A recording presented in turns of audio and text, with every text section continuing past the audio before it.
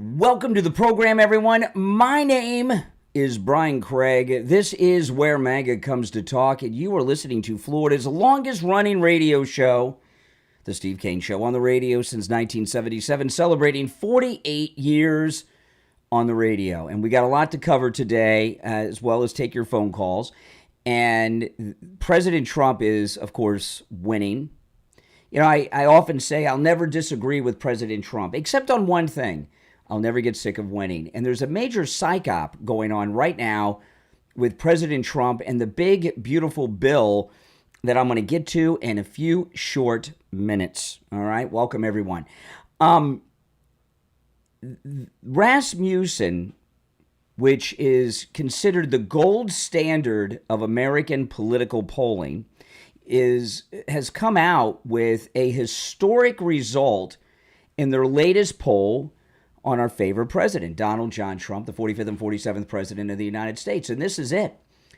50% of the American people believe that the United States is heading in the right direction. Now, that's amazing. That means 50% of the American people in the latest Rasmussen agree with Trump, agree with MAGA. And that includes the deportations, that includes the tariff wars, that includes everything, right? The big, beautiful bill, the gift of this incredible $500 million Boeing aircraft, this gift to the United States from Qatar. This means that half of the country agree with President Trump. This is the first time in the history of Rasmussen polling that this many people have agreed that the country's headed in the right direction. That's absolutely amazing when you think about it. Everything. And, I want you to consider this. On top of that, the majority of the American people are MAGA now, according to the latest Rasmussen, which is a beautiful thing. This is after a decade. It's really been over a decade of trashing President Trump in the fake news media 24 hours a day, 7 days a week. So, and then they, arrested him a couple of times, got the mugshots, broke into his home, and did, all the lawfare stuff too. So after 10 years of slandering President Trump and all the lawfare and Butler and the golf course and everything they've done, and they continue to do even today as I'm speaking to you, the majority of the American people are MAGA, are with Trump. That's amazing. There's also Newsmax is reporting Trump's approval rating maintains a 2-month high. This is Newsmax. On Tuesday, The Economist and YouGov published their determination of President Donald Trump's approval rating, outlining that among U.S. adults from May 23rd to the 26th of May, 44% approve of the job he was doing. According to Newsweek, the results from the publication reflected a 2-month high for its polling. This is liberal polling, and he's at a 2-month high. Rasmussen and this, the country headed in the right direction, remember, is the highest number Rasmussen has ever recorded when polling people asking them if the country's headed in the right direction. So that's amazing.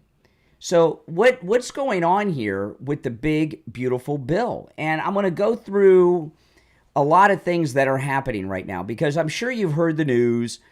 Elon Musk has criticized President Trump's big, beautiful bill. That's a big story. It's everywhere. Republicans in the Senate are not going to vote in favor of the bill. They're not even going to allow it to come to a vote. Florida's senior senator, Rick Scott, who was our governor before Ron DeSantis, he doesn't like the bill. And I'm here to tell you this, that President Trump and Elon Musk are running an incredible psych op against all of these never-Trumpers and the media. And no one has picked up on this. It is really amazing to me. I saw this yesterday, and yesterday afternoon, and I didn't get to this. And I thought, by the time I get on the air tomorrow morning, this is going to be old news because everyone's going to see what's really going on here. And you know what? No one has. And the reason they haven't seen the psych op is because they're up to their eyeballs in Trump derangement syndrome. And because they suffer with Trump derangement syndrome, they can't see things clearly. You know, remember, Trump derangement syndrome is hate. And hate has an intoxicating effect on the brain where you lose your ability to think clearly, right? And so they don't see what's going on here. The big, beautiful bill we got to pass through the House was not everything we wanted. And there's a lot of problems with it, including a lot of spending that shouldn't be there, right? However, in the House of Representatives, we have not only a slim majority, we have what may actually be the slimmest majority in Republican history in the House of Representatives. But we certainly have a very slim majority. And in that majority, you have a bunch of fake Republicans. So they got to get through what they can get through. And if you noticed, I believe it was Sunday. It might have been Monday, but I think it was Sunday. But over the weekend, over the Memorial Day weekend, President Trump said, because that's when we first started over the weekend, is when we first started hearing that senators were opposing the bill. They weren't going to vote for the bill. They weren't going to bring it up for a vote. We started hearing names, many of them the usual suspects. Rick Scott's a new one, you know. And President Trump said, let the Senate do whatever they're going to do to the bill. Let them make their changes, he said, and then send it to the House, and then they'll vote on it. Then they'll get together and send it to me. So does President Trump look in the slightest bit of worry going on with the big, beautiful bill, which is his first bill? Now, you got to remember, instead of doing a whole bunch, the reason they call it the big, beautiful bill, instead of doing a bunch of little bills, which is what they usually do in Washington, he has this humongous bill that has everything in it all at once, right? And there's a few reasons for doing that, which I'm not going to get into right now. But does Donald Trump seem in the least bit concerned about the big, beautiful bill? And, you know, a great rule of thumb, this is what I tell you guys. If Trump's not worried, you don't have to be worried. And you can tell when he's worried. You can tell when he's upset. You can tell when he's angry. And he's not. This is going according to plan. This is the art of the political deal and a complete psyop. And President Trump and Elon Musk are working on this together. As an example, Elon Musk gave an interview. I might play the clip in a little bit. But Elon Musk gave an interview where he was criticizing the bill. He says you can't have a bill that's big and beautiful, right? Do you see that clip? I have it here. I might play it in a little bit. So what's happened now? Elon Musk doesn't like the bill. So what does that do to these idiots in Congress? Oh, well, Elon doesn't like it. We should vote for it because Elon doesn't like it. We should support it. Elon Musk doesn't like it. You know, Trump derangement syndrome also filters over to Elon. They have Elon Musk derangement syndrome too, a lot of these people. It's a complete psyop. The bill will pass. Trump will be happy with it. And he'll sign it into law. And you know what's going to happen? After they sign this bill, we're hearing now a bunch of garbage. A lot of it will be changed. I have no worries about that. You know, but Rick Scott and others are saying there's too much spending, that it's canceling out all the great work of Doge. So, you know, so it's going to happen.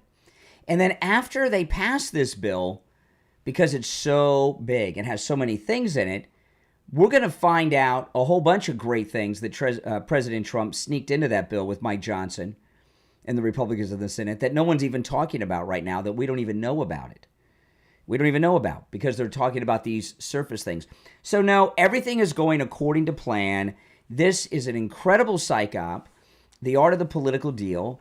And President Trump and Elon Musk are still best, you know, but Elon Musk has companies to run. You know, this rocket that he just had the successful launch with, and it did land as well, that is the largest rocket ever launched in the history of the space program, bigger than the Saturns during the Apollo program. And he just had a successful launch. He's got companies to run too. And it was always in the plan from the very beginning, before he even started with Doge, that he would be leaving in May or June full time with Doge. So everything is going according to plan. The big, beautiful bill is fine. You have nothing to worry about. And I'll tell you this, if you're suffering with pain, you have nothing to worry about with that either, because you can go see Dr. Philip Appleton, and with his laser away pain treatment, you can do what I've done 7 times, and that's say bye-bye to your pain. Dr. Appleton and his laser away pain treatment works. There's no surgery, no drugs, no downtime, no shots. Did I say no drugs? That's, when you take pain medication, you could get addicted to something, which you don't want to do. But you take pain medication, all you're doing is masking the cause of the pain. The pain means it's your body telling you that something's broken, something's damaged. And the pain medication, well, that just masks the pain. And it might get you hooked. You might become a junkie, too, at the same time. The laser away pain treatment with Dr. Appleton actually repairs the damage that causes the pain. He's rid me of pain 7 times. He'll do the same for you. It works on every type of pain I've ever heard of. Rotary tears, herniated disc, acute pain, chronic pain, plantar fasciitis, fibromyalgia, spinal stenosis, sciatica, tinnitus, knee conditions, neck and back injuries, post-surgical swelling, repetitive motion injuries, sprains and strains, work and sports injuries, arthritis, bursitis, and that is an incomplete list. Give Dr. Appleton a call. Remember, appointments are not necessary. Walk-ins are welcome even on Saturdays. 954-973-0710. 954-973-0710. That's 954-973-0710. And online, AppletonCairo.com. We'll be right back.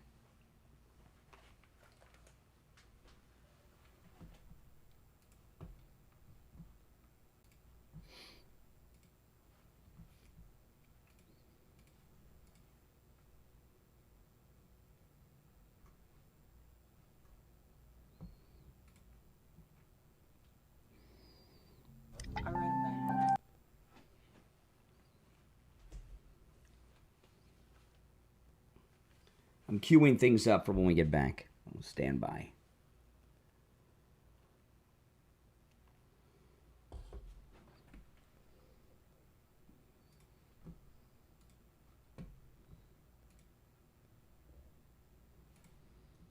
Simply just directly tax you. It's less transparent, it's more indirect, and that's when the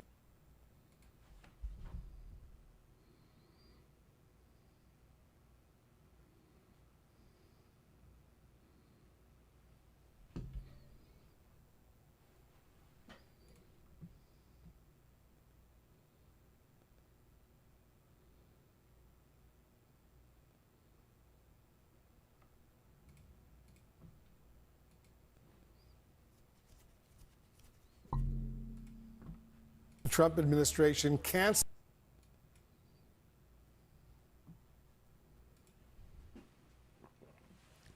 Welcome, everyone. If you're new, make sure you subscribe. All right. This is where MAGA comes to talk. We'll be back from our break in just a couple minutes, and I'm going to get into Harvard a little bit, and then I'll go back to the big, beautiful bill as well in a little bit as well.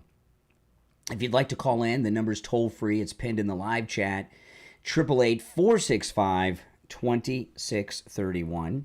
888-465-2631. It's a toll-free call. Let me make sure I...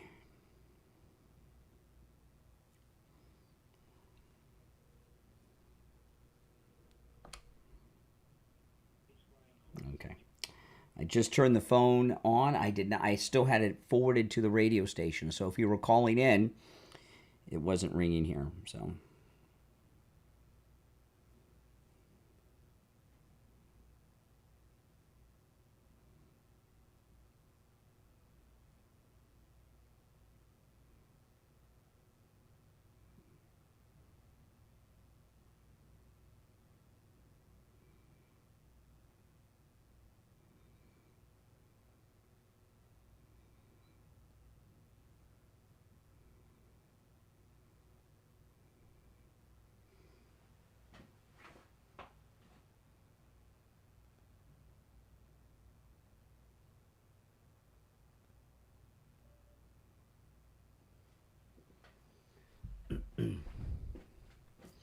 Less than a minute, we'll be back.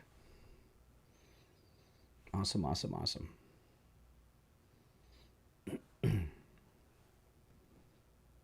Welcome from Germany. Welcome, welcome.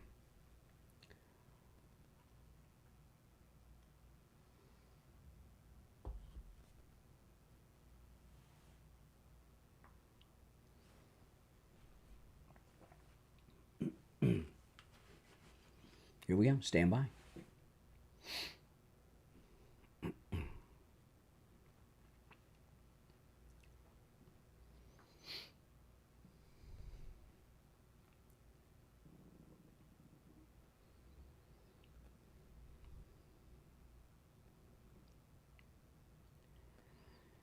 Welcome back, everyone. I'm Brian Craig. You're listening to the Steve Kane Show, Florida's longest running radio show.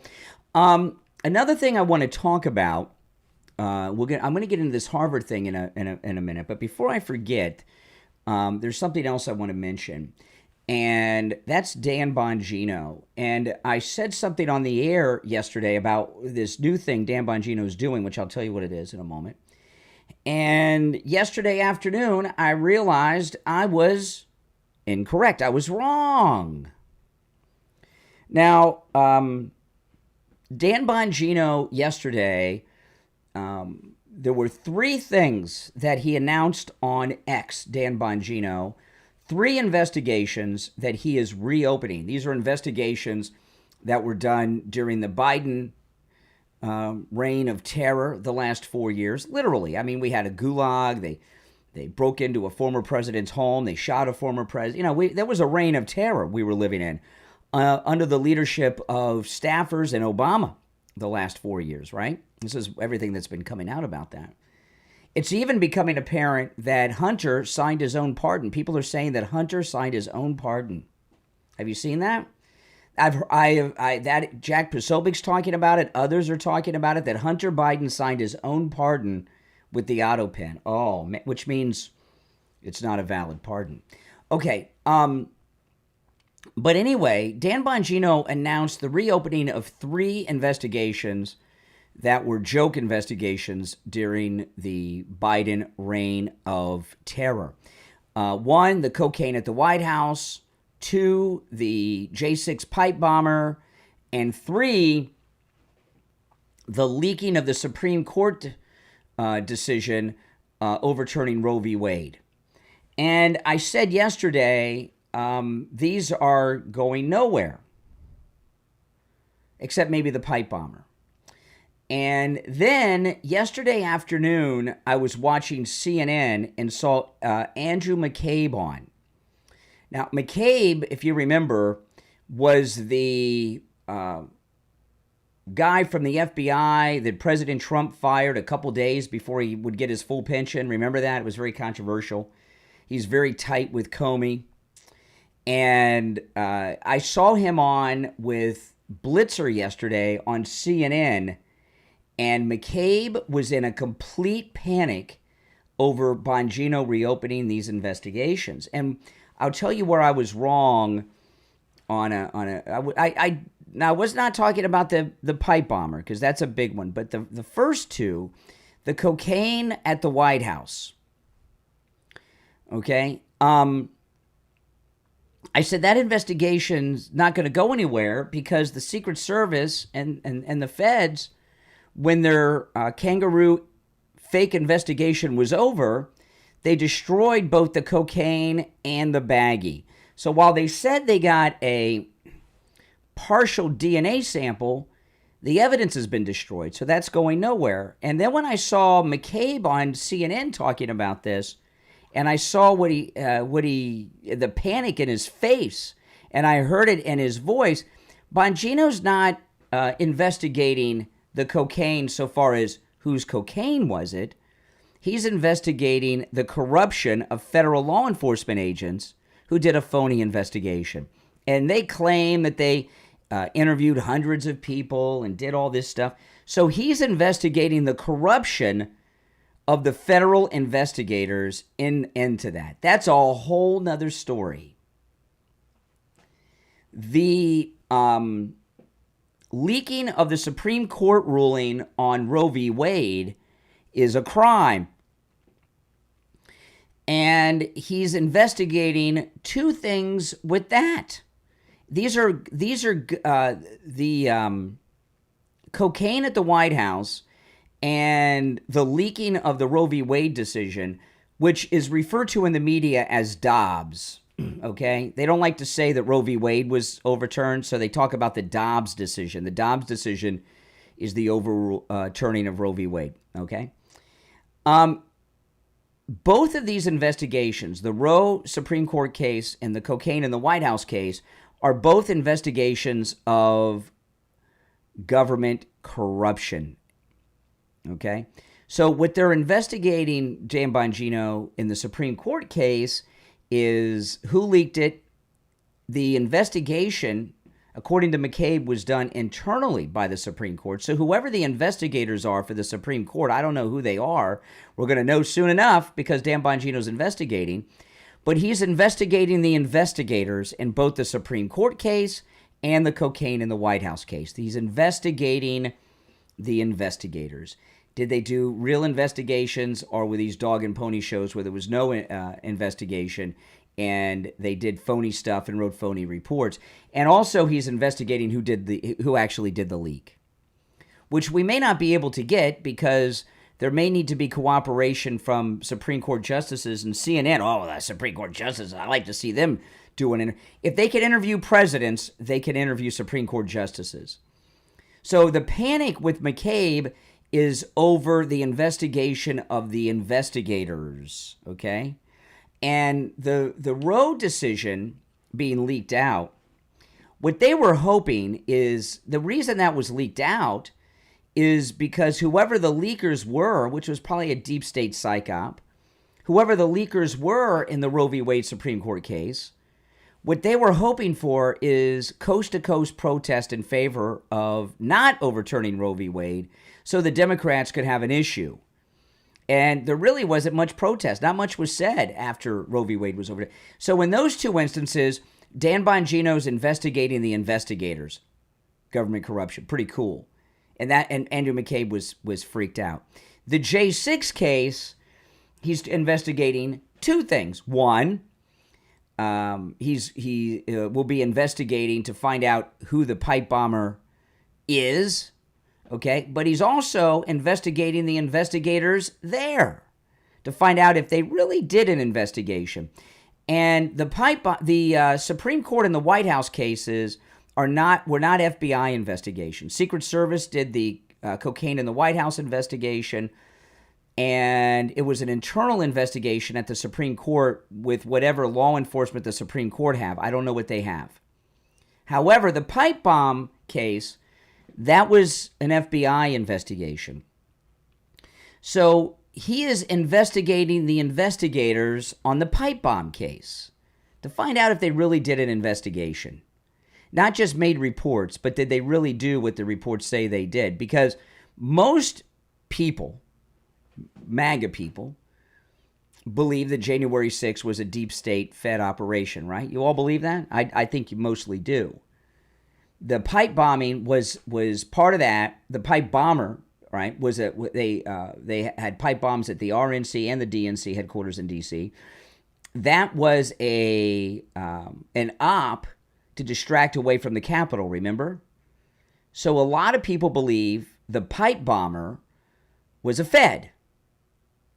So if the pipe bomber was indeed a Fed, did the Feds really do an investigation, or did they just fill out a bunch of paperwork and claim they did an investigation? So I was very wrong with my comments on Dan Bongino yesterday, and seeing the panic with McCabe on CNN, that was a lot. And, now I will say this. The reason that Bongino is doing this is because of all the pressure that MAGA people have put on him since that disastrous interview a couple of weeks ago with Bartiromo.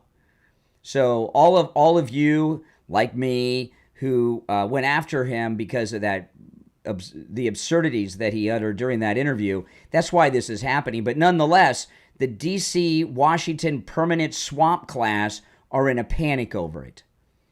So if they're in a panic over what Bongino's doing in these 3 investigations, remember, these are investigations of government corruption. That means he's doing the right thing. All right, now, if you'd like to call in, please do. Our number is 1-888-465-2631. It's a toll-free call no matter where you are listening. 888-465-2631.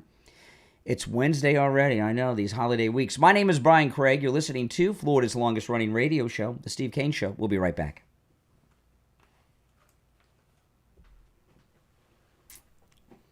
Absolutely. I mean, these are pretty big deals, these investigations.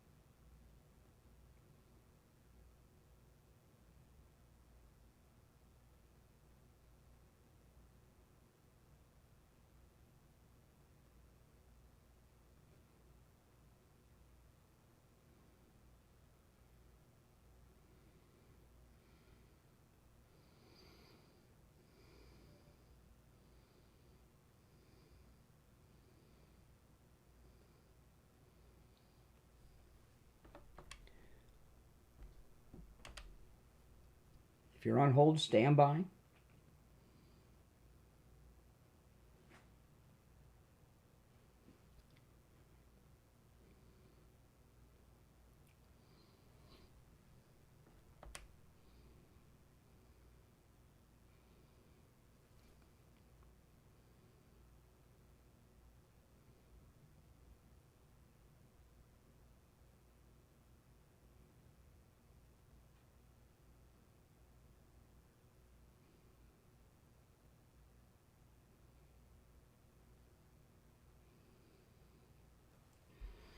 We'll be back in just a couple of minutes, and I'll take your calls.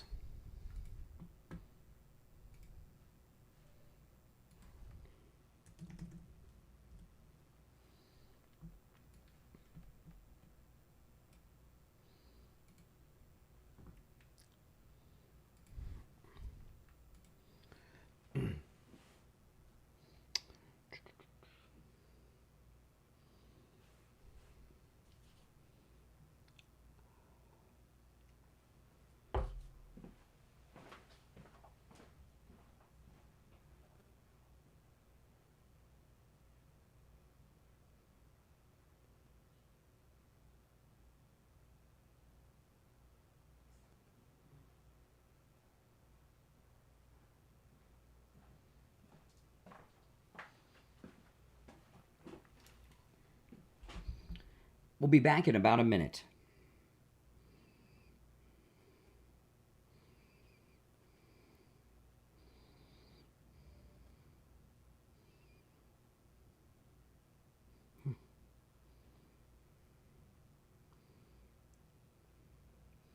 Less than a minute.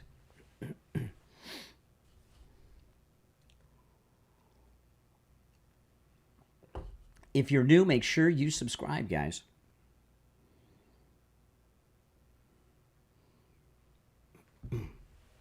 $30 seconds.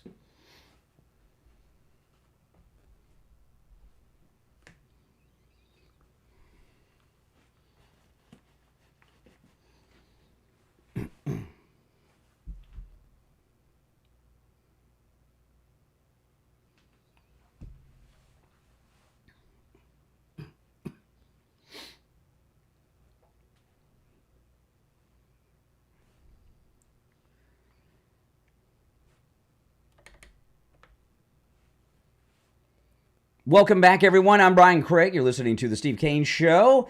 If you're on hold, hang in there. You're welcome to call in about anything we brought up so far. Covered quite a bit. The number toll-free, 888-465-2631. You're on the air. What's your name? Where are you calling from? My name is Scott. I'm calling from the northeast of Kansas City. All right. What's up, Scott? Well, I know you don't like hearing a lot of history, and I'm not going to subject the listeners to it, but a lot of people are concerned that, oh no, here we go again, where people get away with stuff. J. Edgar Hoover, he had a lot of influence peddling done in his administration because he had a lot of dirt on people. When he died, that information had been disappeared. And nobody got in trouble for the savings and loan. Nobody got in trouble for the home loan debacle in 2008. And this goes on, and people get rich in D.C. Well, you may have missed it, but Letitia James is going to go to prison for mortgage fraud. Oh yeah, she's a big target, and I'm glad to hear it. She'll look great in orange. Yeah. But so Letitia James is going to go to prison on mortgage fraud. She is one of the ringleaders of the lawfare against President Trump. In fact, many people believe she's the mother of the lawfare because remember, she ran for attorney general on the promise of taking Trump to court. So she may have started the whole thing. So it's not just a coincidence that she's the first one. Well, I hope she's the first domino in a long list. Well, no one has gotten away with anything yet. The only time you can point to people getting away with something will be when Trump leaves office. If none of the law people have been arrested, charged, tried, and then you can say, well, they got away with it. But no one's gotten away with anything yet. Well, there's a lot of people getting wealthy from the war. I know that's true. Even AOC is worth millions, and she worked as a bar back in the taco stand. Well, there's not. She was a bartender at a beer and wine bar at a restaurant bar in New York. Not a taco thing. Why do you got to say something racist like that? Racist? It's not racist. Yeah, it is. You threw out. Why'd you say a taco van? Why'd you say a taco van? A taco van? You said a taco truck. You said a taco something. You said a taco. I said a taco. Somebody said it was a taco stand. It was a restaurant. No, you said it. You said taco something. Why? But anyway, no one has gotten away. Excuse me. Not only has no one gotten away with anything, President Trump's in the White House with his MAGA cabinet and staff. Yeah, and let's hope they're untouchables as well. That they can't. How long have you been a Republican? I'm more of a very traditional populist. You mean a libertarian? Well, I wouldn't call me because I've got some real issues with libertarians. I've been a long-time member since the 1970s of the Populist Party. Okay. Are you a MAGA person or not? Oh, yeah. Okay. So the very fact that Trump was reelected to a non-consecutive second term shows that they didn't get away with what they were trying to do. And the thing about the reason you've been a conservative for a long time, and so have I, not as long as you, but a long time. And I tell people sometimes that are new conservatives, and when I mean new, I mean since Trump came down the escalator, a lot of people have been red-pilled. People like you were a Republican during a lot of time of fake Republicans and losers. All of our Republicans so our Republicans before Trump were losers, and to be a Republican was to lose all the time. And a lot of old-time Republicans like you have not been able to make the transition to being a winner. You're still in the loser mindset. Well, yeah, I saw a lot of people, Dole fall down, McCain fall down, Romney fall down. Well, and it's my turn to- McCain and Dole were not real candidates. They were sacrifice candidates. But Bob Dole ran against Bill Clinton in '94 when he was up for re-election, and he was unbeatable. So the party put up a guy. You know, what happens a lot of times when there's a candidate that's very popular, they can't be defeated. Both parties do this. They put up sacrifice candidates. Like when Mondale ran against Reagan in '84, okay? These are people that can't win because the person they're running against can't be defeated. So they make someone the nominee who's been loyal to the party. John McCain, no one was going to beat Obama in '08 or in 2012. So they put up two sacrifice candidates, Romney and McCain. So, you know, but what I mean by losers is George W. Bush, I'll move the embassy in Israel to Jerusalem with no intention on ever doing. Oh yeah, we're going to overturn Roe v. Wade with no intention on doing it. That's what I mean by a loser. We are winners. We are winning, and no one has gotten away with anything. Yeah, well, they got away with cheating. Trump's back in the White House. And they did us a favor because 2 non-consecutive terms, he's getting a lot more done and has a mandate like he would not have had if he had 2 consecutive terms. All right, start thinking like a win. See, notice I bring up positives and you go back to the negative. You think like a loser. All right, appreciate the call. You know what I'm talking. You guys know what I'm talking about? The power of positive thinking, people. You're on the air. What's your name? Where are you calling from? This is Mike from Louisiana. Oh, wait, hold on, Mike. Hold on. I'm going to answer some of these calls. All right, Mike, go ahead, Mike. What's up? You know, these people are always trying to look to try to drive a wedge between Trump and the first bud. Yep. You know, and it's not going to happen. Trump has now found a way to run a psyop against these people. Mm-hmm. You know? Yeah. When you've got a guy that smart that, okay, you've been running psyops against me for how many years now? Now I get a chance to run one against you. No wonder McCabe looks panicked. Mm-hmm. Yeah. Yeah. Yeah. You know, it's not just him that's panicking. It's the deep state and the administrative state that's panicking right now. Well, when I saw McCabe on CNN yesterday with Tyrion Lannister, Wolf Blitzer, if you don't get that reference, you look up Tyrion Lannister, Game of Thrones, and you'll get a chuckle. But when I saw the panic in his body language, McCabe, I knew that what Dan Bongino announced with these 3 investigations and the government corruption have them really, they're freaked out. You know, with criminals, I watch a lot of ID true crime, and I love watching those interrogations, the real interrogations with the camera. And I've heard a lot of detectives say, we go into these interrogations, we don't know anything sometimes, but the bad guys always assume that you know everything. And, you know, and that's why they get scared and panicked and start messing up in the interrogations. That's how McCabe seemed when I saw him on CNN yesterday.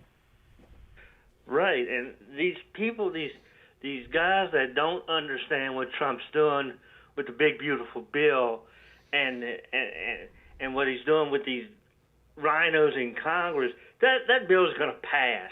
It's going to pass. Yep. All right, I got to run. I appreciate the call. Now, speaking of winners, let's talk about Mike Lindell and My Pillow. Oh man. Oh, I'm at My Pillow. You know, Mike Lindell's got to go to trial, a jury trial, June 2nd. Oh my goodness. Look what happens. You support Trump and they go after you. You know, the Giza Dream Sheets, which are only $69.98 with our promo code Kane at checkout, Kane, any size, any color. I have these sheets, have several sets of them. They are unbelievably good. I mean, you know, especially now because the hot summer months are here. It was 93 degrees yesterday. Believe me, I know it. My air broke. I know, my new air conditioner. I got it fixed, though, within 2 hours. That was very nice. But I have the Giza Dream Sheets, which are made of 100% Giza cotton. And those Giza Dream Sheets keep me and my wife the perfect temperature all night long, all year long. And now in the hot summer months, when I get into bed at night with the 100% Giza cotton dream sheets, because they are 100% Giza cotton, the finest cotton in the world. It's like I'm sleeping in an air-conditioned bed. I am the perfect temperature all night long. I am cool and comfortable with those sheets. They are spectacular. Oh, and by the way, no tariffs on Mike Lindell's MyPillow products. So go to MyPillow.com. Remember, you can use our promo code Kane on all the specials at MyPillow.com, not just the ones I mentioned. And you can also order by phone, toll-free, 1-800-716-4879. 1-800-716-4879. Promo code Kane, K-A-N-E. We'll be right back.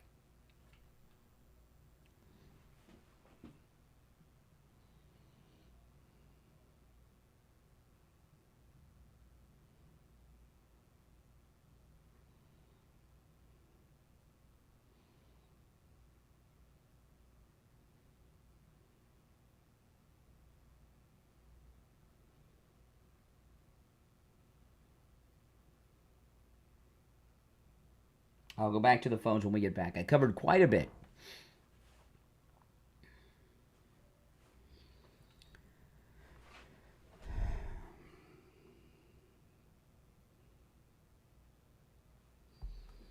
If you're on hold, stand by. If you're new, make sure you subscribe. This is where MAGA comes to talk. Welcome, everyone.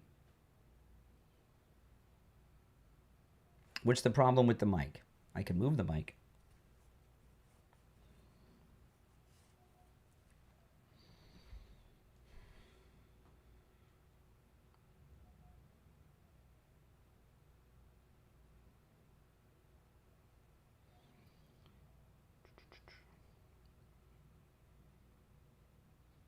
Less than 30 seconds. If you're on hold, hang in there.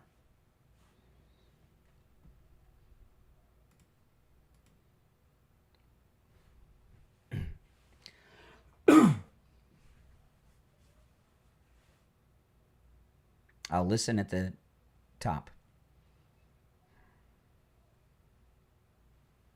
Looks fine on my end, but I'll listen at the top.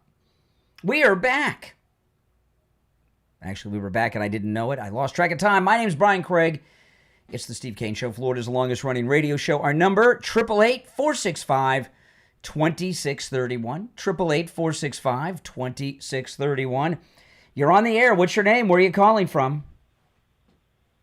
This is Billy from Ohio. Yep, speak up, Ohio. Are you able to hear me, Brian? Yeah, but speak up a little louder. Or pick up your phone. Okay, all right. Oh my goodness. It's going to be one of those days. You know, the never Trumpers aren't feeling too well. You know, before I get to some other issues, I'm going to get to Harvard in just a bit. Yesterday I wanted to comment on this because we had a call from this old coot that was at the very end of the show yesterday. And I wanted to comment on it. And because we were at the end of the show, I didn't have really time to comment or deal with it. And this is what it was, okay? This guy called in. Do you remember the call at the end, if you were listening at the very end of the show? And he said, I'm directing this conversation to Steve, not you, Brian, which meant he didn't want me to speak. And he didn't want to give me the, I don't know, in his mind, the credibility of speaking with me he was trying to establish. And then he went on to try to have a conversation with Steve about me. You remember this guy at the end? Very bizarre. And he told this very strange story about how he was having a conversation about me to an executive from a national radio company. And they were having a conversation about me. And if you listen carefully to what he said, it's so funny. I had said many times that they should have, when Dan Bongino became deputy director of the FBI, they should have replaced me with him on the national Dan Bongino show. They should have. And our radio station, True Oldies, we have the most modern studios a radio station could have. In fact, I think we've got the best studios in the market. I'm telling you, you'd be surprised what some of these radio stations have. We've got top, and we could have done the whole show, same time slot, middays. I would have continued the morning show and done that midday show, and they should have replaced Bongino with me. The guy they got there is, mediocre. And I've said that a few times, and I was very serious about that. And the guy called in, and he said two things. First, he told Steve that every time I'm on the air, he says I'm not objective when it comes to Trump. He said that several times. He says when I'm on the air, I'm auditioning for a job. And I thought he meant like like a radio job or something. Or maybe a job on Newsmax, because I've been on Newsmax a few times or something. But he said I was auditioning for the job for the tour guide at the Trump Museum, which I've often said when I retire, my retirement plans are to be a tour guide at the Trump Presidential Museum, which I'm assuming will be here in Palm Beach. And I cannot think of a better tour guide than me at the Trump Museum. And of course, that's something I plan on doing when I'm retired, when I'm an old man, like in my 70s or something. And, having been through the entire Trump presidency and everything, and loving Trump as much as I do, and I would be great. I would be great at that job. But I don't know why I would be auditioning for a volunteer position like 20 years from now. That seems a little bizarre. And then he went into, but if you listen, it's so funny listening to people, and people that are Trump haters, that have Trump derangement syndrome, they think MAGA people are stupid. Okay? And one of the reasons that the Democrats are losing so much is because they underestimate their opponents, which is Donald Trump and MAGA world, and they think we're all stupid and got a lot of psychological issues, when, of course, it's them that have a lot of issues and psychological issues and are stupid. The guy told this bizarre story of having a conversation with me with a national radio executive who is in charge of syndicating programs. And he said that he had this guy, he knew who I was, which doesn't surprise me, that he would know who I am, this executive, but that he had told him, I'll never be syndicated. Did you hear this? I'll never be syndicated because I'm not objective when it comes to Trump. Now, I would argue that I already am not just syndicated nationally, but globally. Listen to where these callers are from. Today, Kansas City. The last guy was from Ohio, Louisiana, Florida. We get calls from around the world, too. So I would argue that we're already nationally syndicated and even globally syndicated, right? You hear the callers. And our sponsors... you guys around America and the world do business with our sponsors, which we thank you for. Like our promo code for My Pillow is good in Canada and the UK, and people in Canada and the UK use our promo code. Coastal, weight loss, they get people calling them from all over the United States.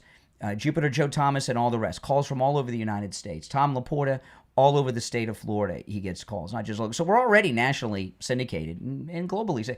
But anyway, back to that. So the guy said that he had this conversation with, I'll never be syndicated because I'm not objective when it comes to Trump. So what was that old man trying to do at the end of the show? What was he trying to do? It was so, it was so transparent. And yesterday, we were short on time, and I was a little tired yesterday too. I wasn't really, should have taken yesterday off too and had a 4-day weekend, I'll tell you the truth. But anyway, what the guy was trying to do, because he thinks MAGA people are stupid, and I don't necessarily think the guy was a liberal. He very well could have been like a Bush Republican, a never Trumper Republican, a Republican against Trump. He was trying to plant in my head that I could be a contender. I could be somebody. Anybody know what that's from? If I would only criticize Trump. That's what he was trying to do. He thinks I'm so stupid that, oh, wow, yeah, he talked to this executive, and I can be big on the radio if I only start criticizing Trump. Good luck. That's not going to happen. I will never criticize President Trump, and I will never disagree with President Trump. And I have proudly said that for 10 years. All right? Now, again, it's not that he's done things that I disagree with that I'm holding back. President Trump has done nothing I disagree with. In fact, a lot of people ask me, name. You've heard some callers even recently. Name one thing that you disagree with Trump on. I can't, because he's done nothing I disagree with. Even when you think Trump's done the wrong thing, you find out it's the right thing at the end, right? Always. So no, So I mean, what a bizarre. That was a seminar caller on a whole nother level, and it really shows how important this program is, that these Trump derangement syndrome sufferers are trying to get us to criticize Trump. It's never going to happen. Now, I want to talk about Harvard. Let me play this. This is Tyrion Lannister, Wolf Blitzer.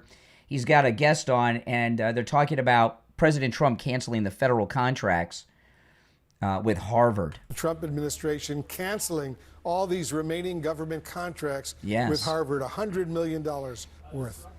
Yeah, it's a lot of money there, and those are the remaining federal grants. So essentially what we know is that the administration is expected at any moment, as soon as this afternoon, to send a letter to federal agencies telling them to cancel all of their existing federal contracts with Harvard. But it actually goes further than that. It tells them to not consider Harvard, but consider other options in the future instead of Harvard, which would effectively kill the entire grant program with the federal government. Now, I want to read you part of the letter that CNN obtained. This is what's expected to go out. It says, "We recommend that your agency terminate for convenience each contract that it determines has failed to meet its standards and transition to a new vendor." It says, it goes on. Okay, so what President Trump has uncovered about Harvard, you know what Harvard is?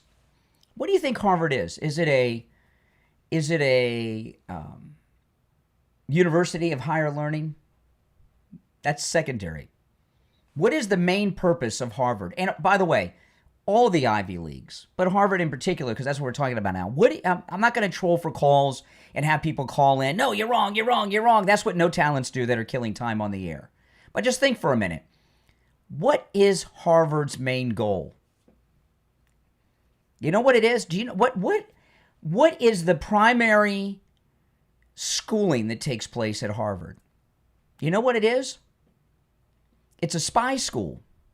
That's what it is. It's a foreign spy school.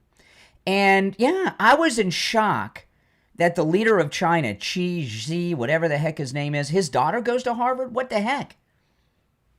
It's like having Hitler's kid go there. China's our enemy.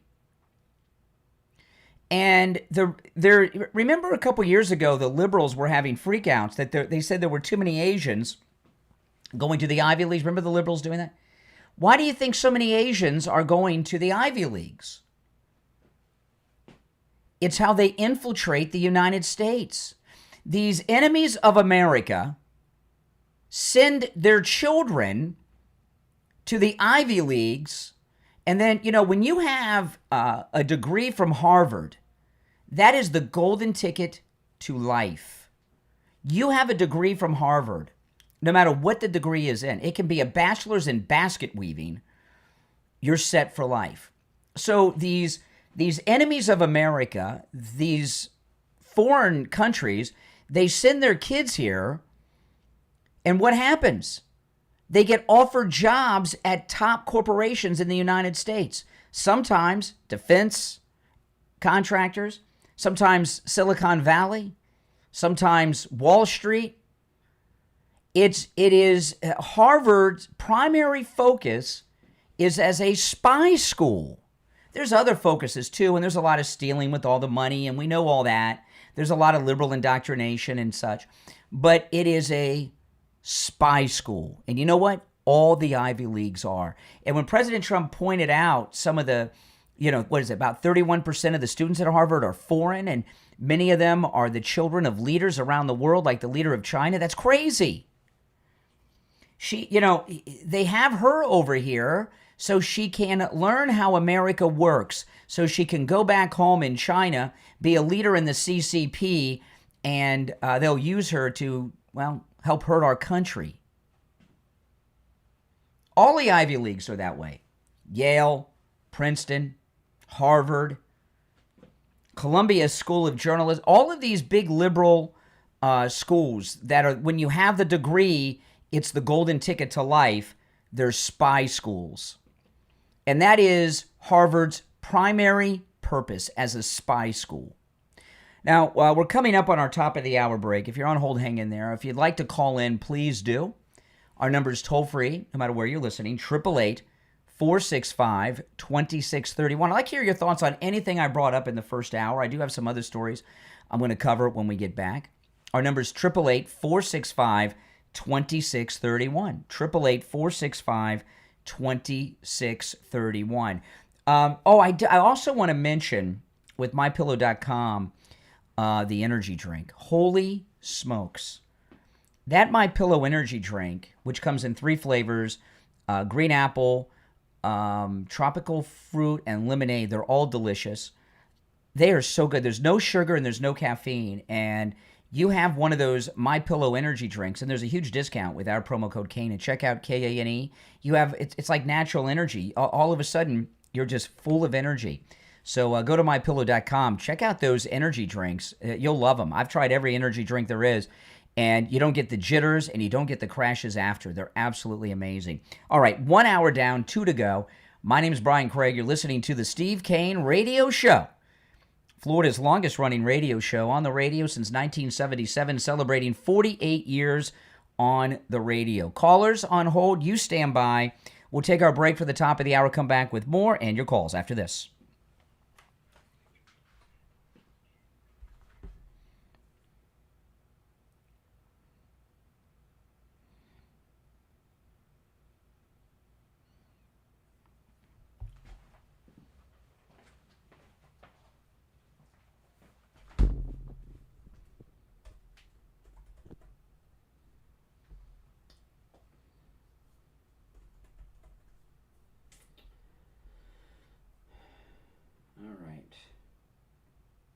Test 1 2. Test 1 2.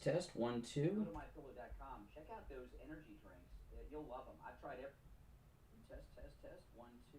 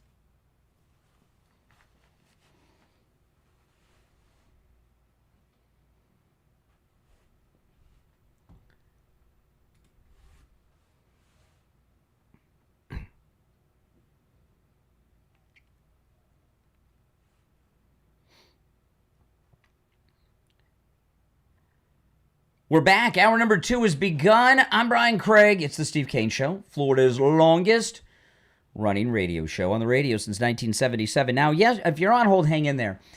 On yesterday's show, I was talking about, I know a lot of you were still on Memorial Day hangover holiday yesterday, so you might have missed this, but I was talking about this incredible interview that I saw Raymond Arroyo from Fox News do with David Mamet, the Hollywood screenwriter and director. He's the writer of Glengarry Glen Ross, The Untouchables with Sean Connery, very good writer. and he's very MAGA. And he was talking about how the Democrat Party's done, that President Trump has broken the Democrat Party machine. And he said, look no further than those who are out there protesting everything that Trump is doing. They're a bunch of old people, senior citizens. They don't have any young up-and-comers, and we do. Kevin Bacon and his wife, Kyra Sedgwick, are a couple of weirdos. You don't want to take any advice from them. They lost a lot of money in a Ponzi scheme. That's why Kevin Bacon did a TV show for a while and all this stuff. But Kyra Sedgwick, she's on the younger end of the Democrat Party today. I think she's like, 60? So she's one of the young Democrats. And her and Rosie O'Donnell, they're the heads of the Young Democrats of America. And Kyra Sedgwick, Kevin Bacon's wife, it's so interesting to hear these Democrats and the stupid things that come out of their mouth. She posted this, I guess it was on Instagram yesterday. I saw it on X. But anyway, this is Kevin Bacon's wife and Kyra Sedgwick. And Kyra Sedgwick, pretty good actress, I must say. If you've seen her in anything, she's a pretty good actress. And when you see what she's really like, you say, wow, someone should give her the Academy Award because she's brain dead, but she puts on these great performances. But anyway, here's Kyra Sedgwick, and she's talking about America under Trump. How you doing?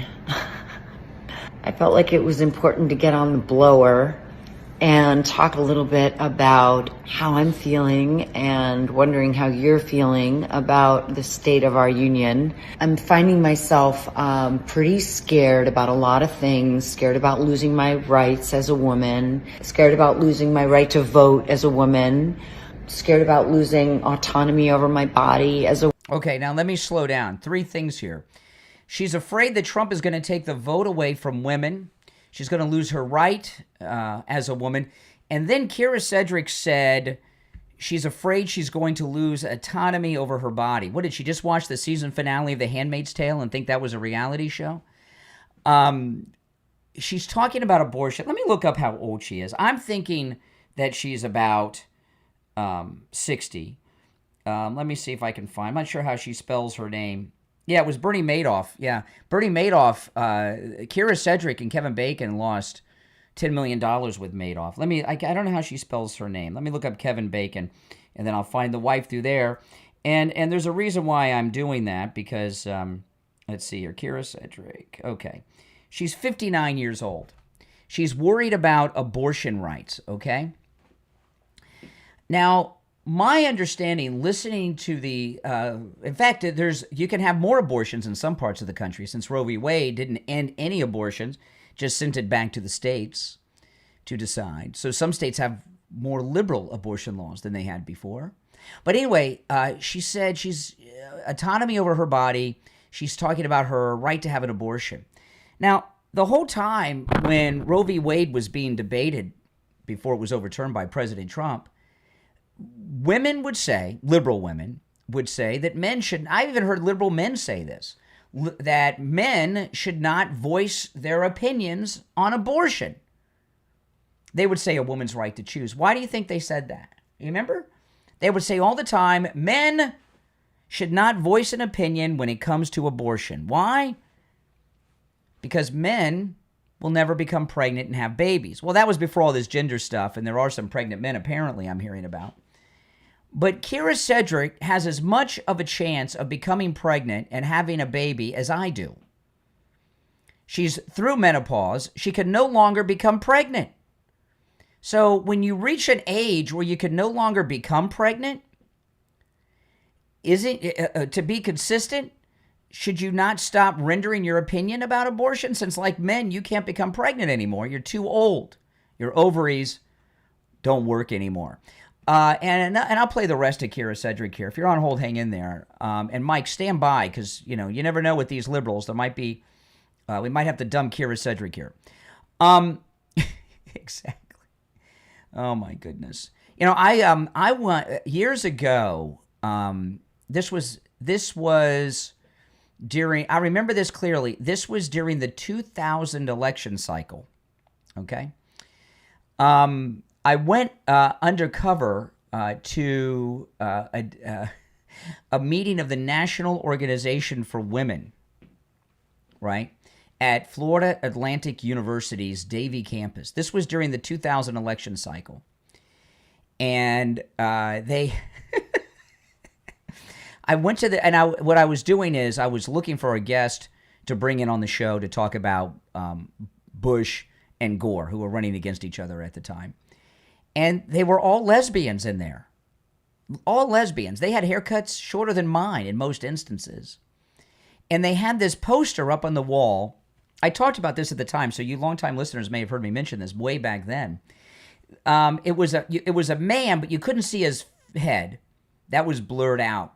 But he was wearing he had a wrinkled suit on, and it said 33% of those opposed to a woman's right to choose are men. 100% of them will never become pregnant. Now, again, with all this gender stuff, they might have to redo that poster. But they said 33% of those opposed to a woman's right to choose are men. 100% of them will never become pregnant. And I look around this room at all these lesbians, and I think, who's going to become pregnant here?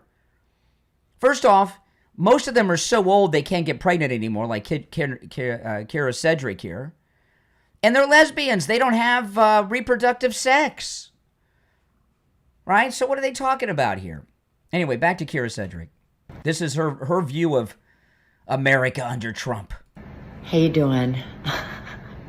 I felt like it was important to get on the blower and talk a little bit about how I'm feeling and wondering how you're feeling about the state of our union. I'm feeling great. Tell Kevin Bacon we're feeling great, Kira Cedric. I'm finding myself pretty scared about a lot of things, scared about losing my rights as a woman, scared about losing my right to vote as a woman. Really? Has President Trump in the big, beautiful bill, is there a constitutional amendment in there to take away the right of women to vote? Scared about losing autonomy over my body as a woman, scared of my parents' Social Security checks, scared. First off, Kira Cedric and Kevin Bacon are multimillionaires, okay? They did a lot of work to make, she did a series, he did a couple series, okay? They made all the Bernie Madoff money back, okay? So here we have a millionairess who's married to a millionaire, famous actor and actress, Kevin Bacon and his wife. He's more famous than her, right? And they're worried about her parents are living off Social Security? Can't you and Kevin Bacon help out your parents? Her parents are scraping by on Social Security? Of food banks running out of food and not being able to replenish because they're no longer getting federal funding. Yes, the federal government can use improvement, and there's a lot of things that they've done right over the decades. So I think the answer to being freaked out for me is about community, and I feel excited that we're coming together. Yes, we're coming together, and it's called MAGA. Oh, my goodness. All right, let's go to the phones. You're on the air. What's your name? Where are you calling from? To the phones. You're on the air. What's your name? You're on the air. I can only hear me. Caller. Democrat. Proud Democrat. On the air. All right, can you turn down the volume in the background? Turn down the volume in the A background. Democrat. Mm-hmm. Okay. You're a proud Democrat. A proud Democrat. Let's go, Obama. Let's go, Obama. Let's go, Obama. Obama, if he can get a third term, Obama can get a third term. Point blank, you can't do it with the Constitution. Everybody's entitled to free speech. Free speech is we are protected under the First Amendment right. Right to free speech. All people that live in this country.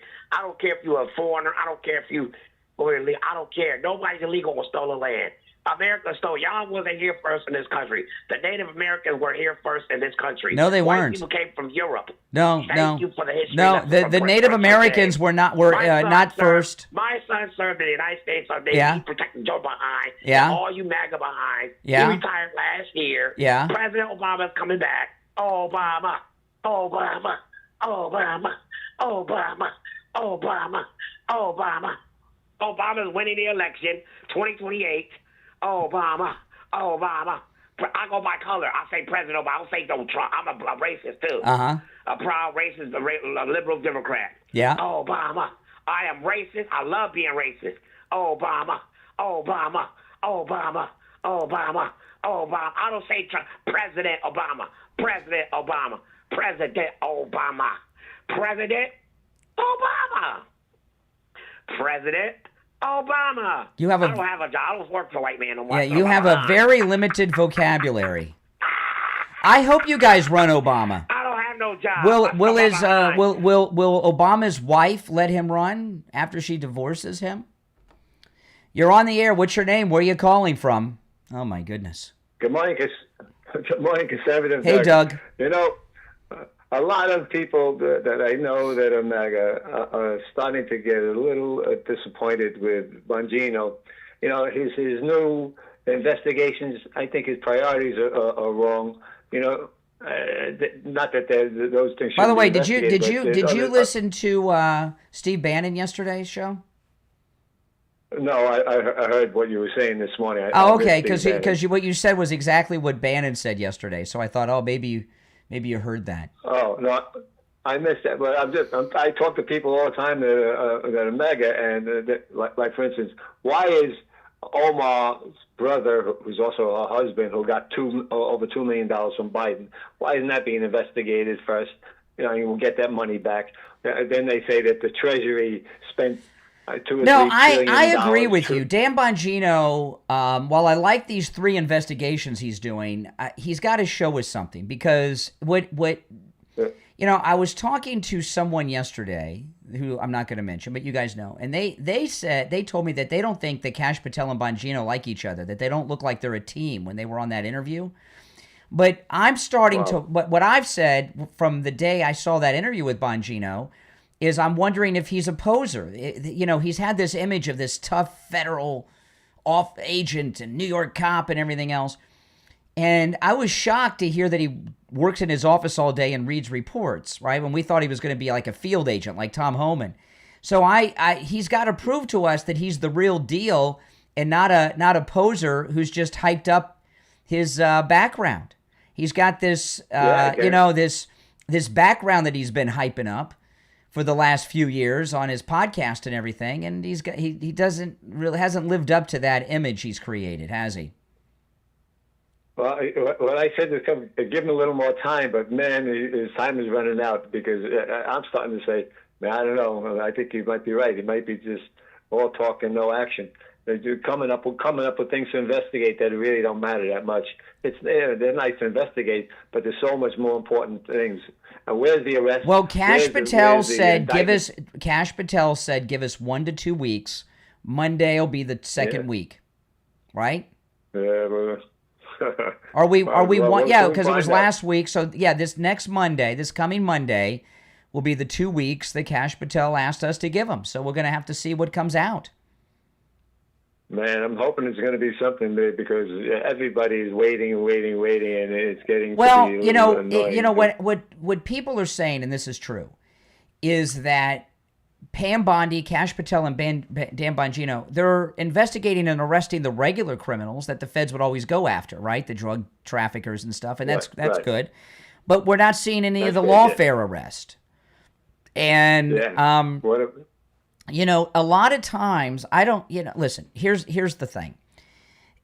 A lot of times, people that are public people hype up a resume and abilities, and then they got to do it. And Tom Homan is the border czar. The border czar has really no authority. They're an advisor to the president. They don't have anyone under their command. No one. But I see Tom Homan on television all the time and online commanding federal agents and local police officers. Go get him, cuff him, bring him over here, because he's a real deal. He's the real deal. He's a cop.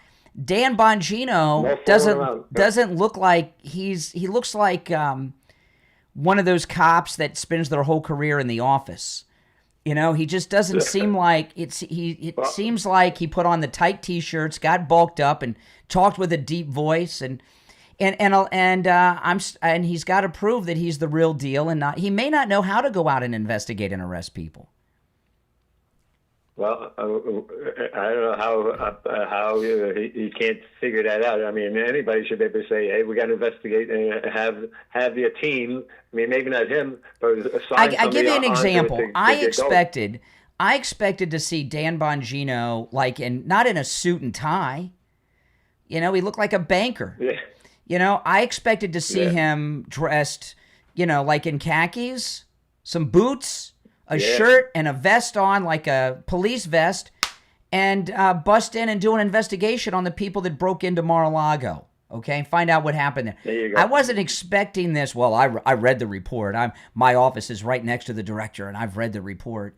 Yeah, that just didn't. That was not what anyone expected with Bongino, and I saw a lot of people are saying, well, they look scared. They've been threatened. I don't think so. My first, I wanted to be on the air when I got into broadcasting, right? Everybody wants to be on the air.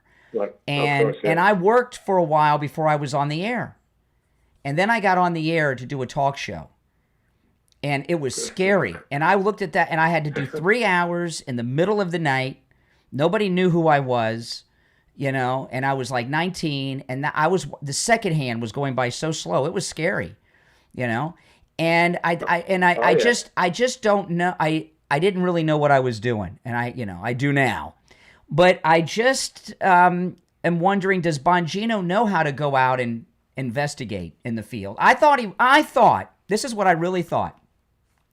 I thought he was going to be just like Tom Homan, and I thought we would see him on TV as kind of like the special agent in charge, kicking in doors.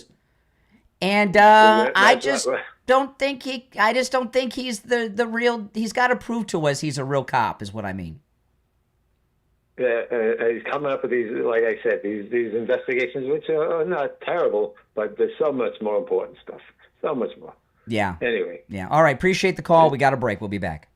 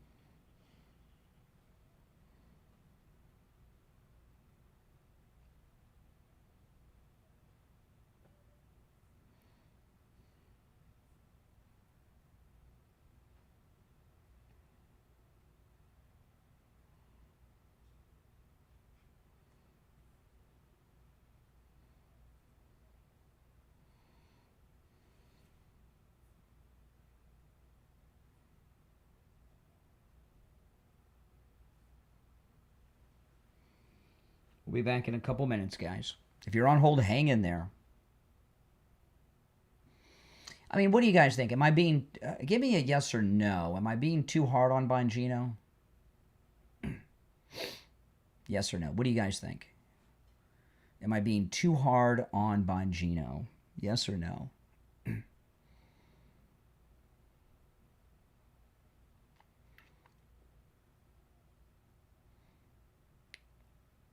Mm-hmm. Kim says yes. Kim says I'm being too hard on Bongino. Oh, I got 3 yeses. Some nopes, some yeses. Nope. It's about a 50-50. Looking at both chats. Nope, no, the yeses. There's more yeses. Okay. I guess you guys are subscribing to that he's been threatened theory. I don't believe that.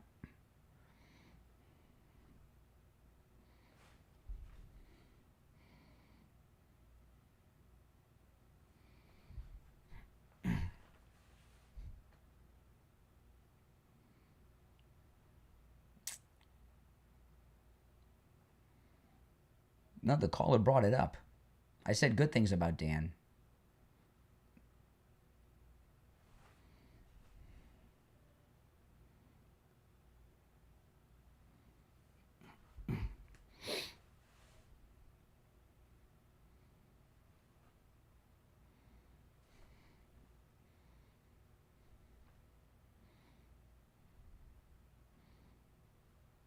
30 seconds.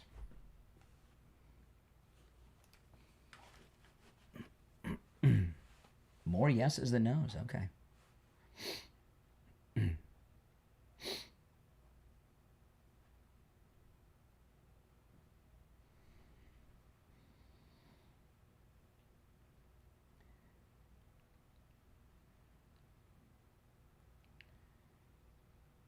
Welcome back, everyone. I'm Brian Craig. It's the Steve Kane Show, Florida's longest-running radio show. I did an informal poll during the break in the chat room in my YouTube stream, and the question I asked was, am I being too hard on Bongino? And I would say the results are about 70-30 yes. So those of you that think I'm being too hard on Bongino, I'd love to hear you call in and tell me why you think I'm being... If I'm being too hard, hey, listen, I'm open to being wrong. Although I did compliment Bongino right in the first hour with these new investigations. But how am I being too hard on him? I'd certainly be interested in hearing your thoughts. You're on the air. What's your name? Where are you calling from? Good morning, Brian. This is Bill from Sanford. Hey, Bill. Oh, and by the way, congratulations on 100,000 subscribers. Thank you very much. That's a great milestone to have. Thank you. I think, first of all, Bongino and Patel are not going to give their agenda because they'll be giving them a tip-off. I think what they're doing now, like with the pipe bomber and the cocaine in the White House, are doing internal stuff before they start going out and going after the people we really want to see too. So I think they're doing it, and it takes time, just like a beat cop on a cop show. They have to go out and get the evidence, and then they have to show it to the... Listen, I want Dan Bongino to be successful and do everything that he said, okay? So I like Bongino, so don't misunderstand what I'm saying, okay? However, if I were in their position, the first person you got to go after the low-hanging fruit, okay? We got Letitia on the mortgage fraud. She's going to go to prison. There's no doubt. And she's going to go to prison. At her age, it could be a life sentence, what she's facing, okay? So that's one down. We got her.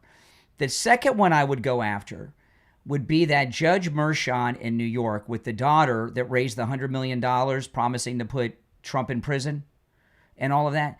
That's a guy that's outside of Washington, and it's low-hanging fruit. And I would have expected Bongino to lead a team into both his office, home, and the daughter's office and home, but they haven't done that. You know, they have to do something, because that interview with Maria Bartoloma was really, really very embarrassing. I was very, very disappointed. Yeah. They had to clear that up. That's going to stand out there until they do something. I agree with you about... He needs... Listen, where's my faith? President Trump didn't hire them in those positions to do this. He hired them to be like Tom Homan. And they embarrassed the Trump administration. Yeah. And if he doesn't... If they don't do some high-profile arresting, he will not be able to return to his show like he did. He's going to lose. He's going to lose credibility. To do the legwork to get these people, but come on, do something. There's got to be. But what this is, let me tell you, with that interview, what shocked me the most was, and you know, that was a friendly interview because he knows Bartiromo, right? What shocked me the most is when he said, I read the report. Yeah, the Chris Wray report, and he just reads report. No. You got to lead your own investigation. That's why I say the question is, and I want Patel and Bongino to be successful. Please don't misunderstand me, but they gotta show us. We need an arrest, a high-profile arrest. Not sending reports to Congress. You know, what Patel put out in his book and all the people he was going after. And here we are with basically peanuts. Do you see Tom Homan in an office reading reports? No. Oh, Tom Homan should be in charge of them. and Patel's got to, because he's in charge of the FBI. Bongino, I talked when it was announced that Bongino had gotten picked to be the deputy director. I remember talking about it at the time, and it wasn't that long ago, and I said, "Oh, this is what they're going to do. Kash Patel's going to be at the office running the FBI, and Bongino's going to be kicking indoors." And I even said, "Can you imagine Bongino sitting in an office doing paperwork? Come on!" And the question is, how do you think Trump feels about that? You think Trump was happy at that interview? Yeah. No, I think Bongino is a street cop. That's why I look at him. Well, we thought so, but the question is he really, or is that a lot of imaging? Is it when a poser's like an actor, right? These action stars in the movies, they kick everybody's butt in the movie, but in real life, can they kick people's butt? Yeah. Can they They're fight? Not Jack Lord and Bookham Daniel. Or Tom Homan. Tom Homan is the gold standard, and yeah. All right, appreciate the call. I just got a notification on my phone. I've not read all the details of it, but I got a notification about a tropical storm forming. Is that the first one of the season? Let me tell you guys, it's hurricane season. And, if you got a wet spot on your ceiling, you got a leak in your roof, you want to call Tom Laporta. And, when I give you his cell phone number, even if you don't need any roof repair or replacement, write down his number and put it on your refrigerator, because Tom Laporta at Laporta Roofing, he also does emergency response repairs. So if the tropical storm comes by, a hurricane or a rainstorm, and you have roof damage, you can call Tom Laporta on his cell phone and he'll come out. I remember when that hurricane hit the west coast of Florida off the Gulf of America a couple years ago. We had listeners over there on the Gulf of America coast. It was still the Gulf of Mexico then. And Tom Laporta's response time over on the West Coast blew my mind. I didn't realize. He's like a first responder almost with his response time. Give him a call, okay? Now, if you need roof repair or replacement now, give him a call before those tropical storms and rainstorms and hurricanes come. His number is 954-604-4602. 954-604-4602. He covers both the east and west coast of Florida and everywhere in between. He can handle a job of any size, one single-family home, one office building, or an HOA that has over 300 units. He works residential, commercial, and on municipal properties. Again, his number 954-604-4602. You can call or text because that rings directly to Tom Laporta's cell phone. Or you can find Laporta Roofing online at laportaroofing.com. We'll be right back.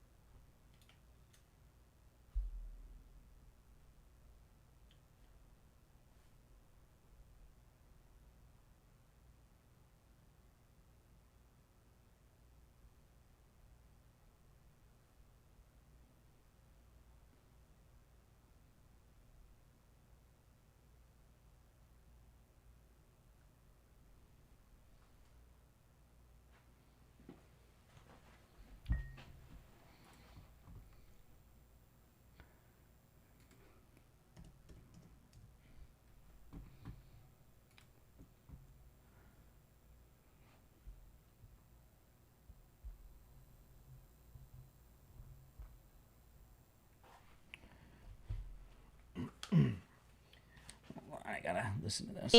And cocaine, and now we are already. What does that tell you? And what is the cost of the FBI asking to spend its resources? Okay, there we go. Okay. And I want to play that when we get back.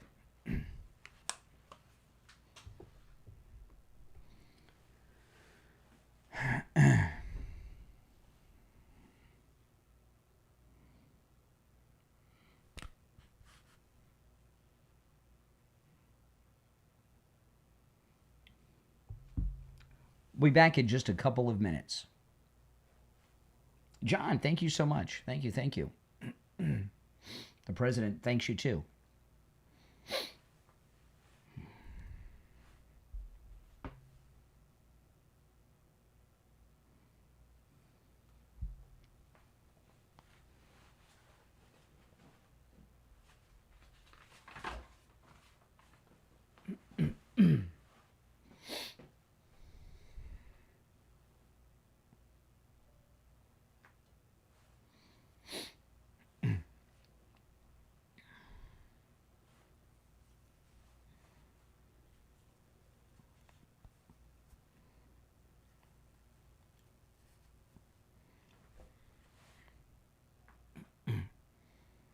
We'll be back in just over a minute, guys. If you're new to my channel, welcome. This is where MAGA comes to talk. Make sure that you subscribe. This is our bottom of the hour break at the radio station.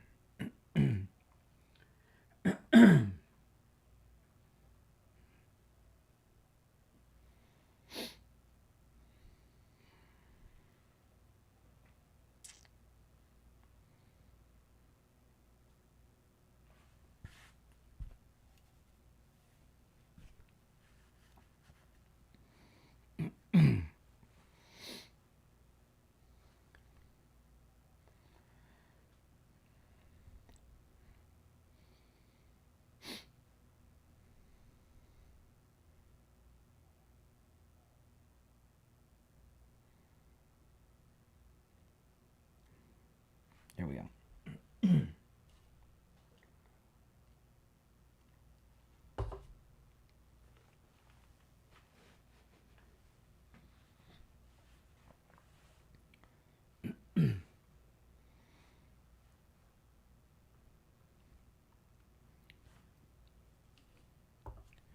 Welcome back, everyone. I'm Brian Craig. You're listening to The Steve Kane Show, Florida's longest-running radio show.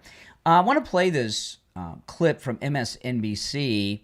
The daughter of Goldbar Menendez has a show on MSNBC, and while her dad's in prison, she hosts this show and passes judgment on Trump. I talked in the first hour, I got sidetracked about it, but these 3 investigations that Bongino announced that he's launched are pretty good ones. They're not our dream investigations, but they're pretty good. He's looking into government corruption with the Roe v. Wade leak at the Supreme Court, the cocaine at the White House, and the pipe bomb. The pipe bomber on January 6th. So what he's investigating are the investigators to find out if they really did an investigation or if they were a bunch of bad cops. So this is Goldbar Menendez's daughter on MSNBC talking about these Bongino investigations. Now we are learning, this is a headline from yesterday about your institution, the FBI. FBI Deputy Director says the Bureau will pour resources into cases including Supreme Court leak and cocaine at the White House. Frank Bugluzzi, the fact that this is their priority, what does that tell you? And what is the cost of the FBI asking to spend its resources on cocaine at the White House, on the Supreme Court leak? What is going to be lost in that redirection? Okay, now see, this is the talking point. This is where McCabe was going yesterday. You hear what I'm talking about? This investigation has them freaked out. It really does, because they didn't really do investigations, in particular in the pipe bomber investigation, probably. And what is she worried that they're not? They didn't like that the FBI was helping with the deportations. Now they don't like that they're investigating bad cops. Again, this is Goldbar Menendez's daughter. Okay, let's hear what this former Fed has to say. So at face value, of course, people catching this quickly in the evening news with their lives going on around them, they may say, what's wrong with that? We all want this solved. Let's get to it. Let's figure out whose cocaine it was at the White House. Let's solve the pipe bombs placed on the night of January 5th. Let's figure out who leaked the Dobbs draft from the Supreme Court. Sure, but you've got to understand, as you said, first, what's not getting done in the FBI's national security priorities: public corruption, organized crime, violent gangs, number one. No, they're doing that. They're deporting the violent gang people to El Salvador. They're against that too. Two, what's really behind all of this posturing by the deputy director of the FBI? He's got to make good on the promises that Kash Patel, the director, and himself made in their podcasts, their books, their public appearances, where they said, I believe in the following conspiracies. I believe the FBI is hiding who the pipe bomber is. I believe that some liberal Democrat leaked the Dobbs draft out of the Supreme Court, et cetera, et cetera. And now, last week, Ken Delanian of NBC News reported on the pressure coming from MAGA on the FBI. Hey, you said you'd deliver on this. Show us the goods. Show us, expose all of these conspiracy theories you espoused.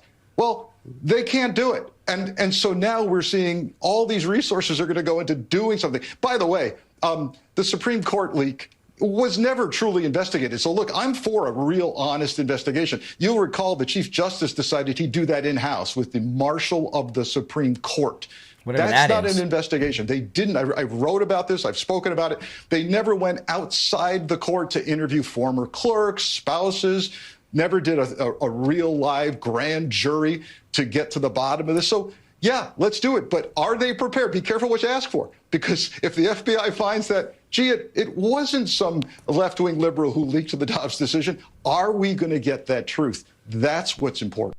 Okay, so now a couple of these things here that they're talking about. One, the pipe bomber. The question, what Bongino and Kash Patel want is the pipe bomber identified. So that's a two-part investigation. One, into the pipe bomber, identify the pipe bomber, find the pipe bomber from January 6th. And also, did the feds really do an investigation? If the pipe bomber was a Fed, would they have done a real investigation? Probably not. The cocaine at the White House is another one. Now, the thing about, they keep calling it the Dobbs decision.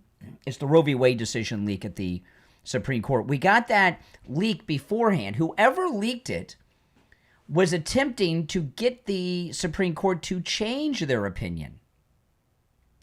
It was it was illegal what they did.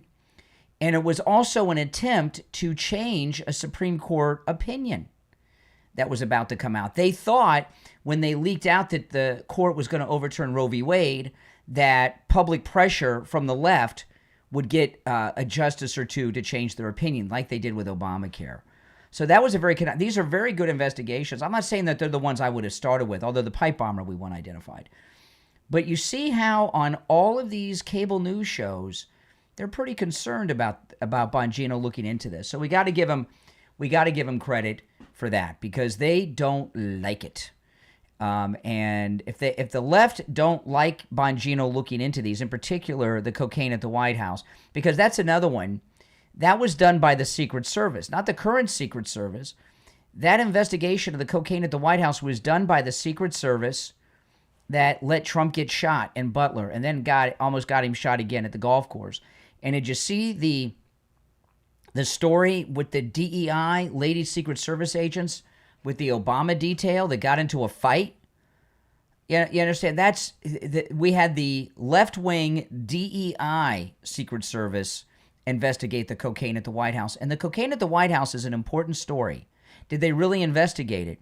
Because, and I'll tell you why it's important. My first reaction to that was, they destroyed it shouldn't be looked at. That needs to be looked at because that fits into two things that are going on.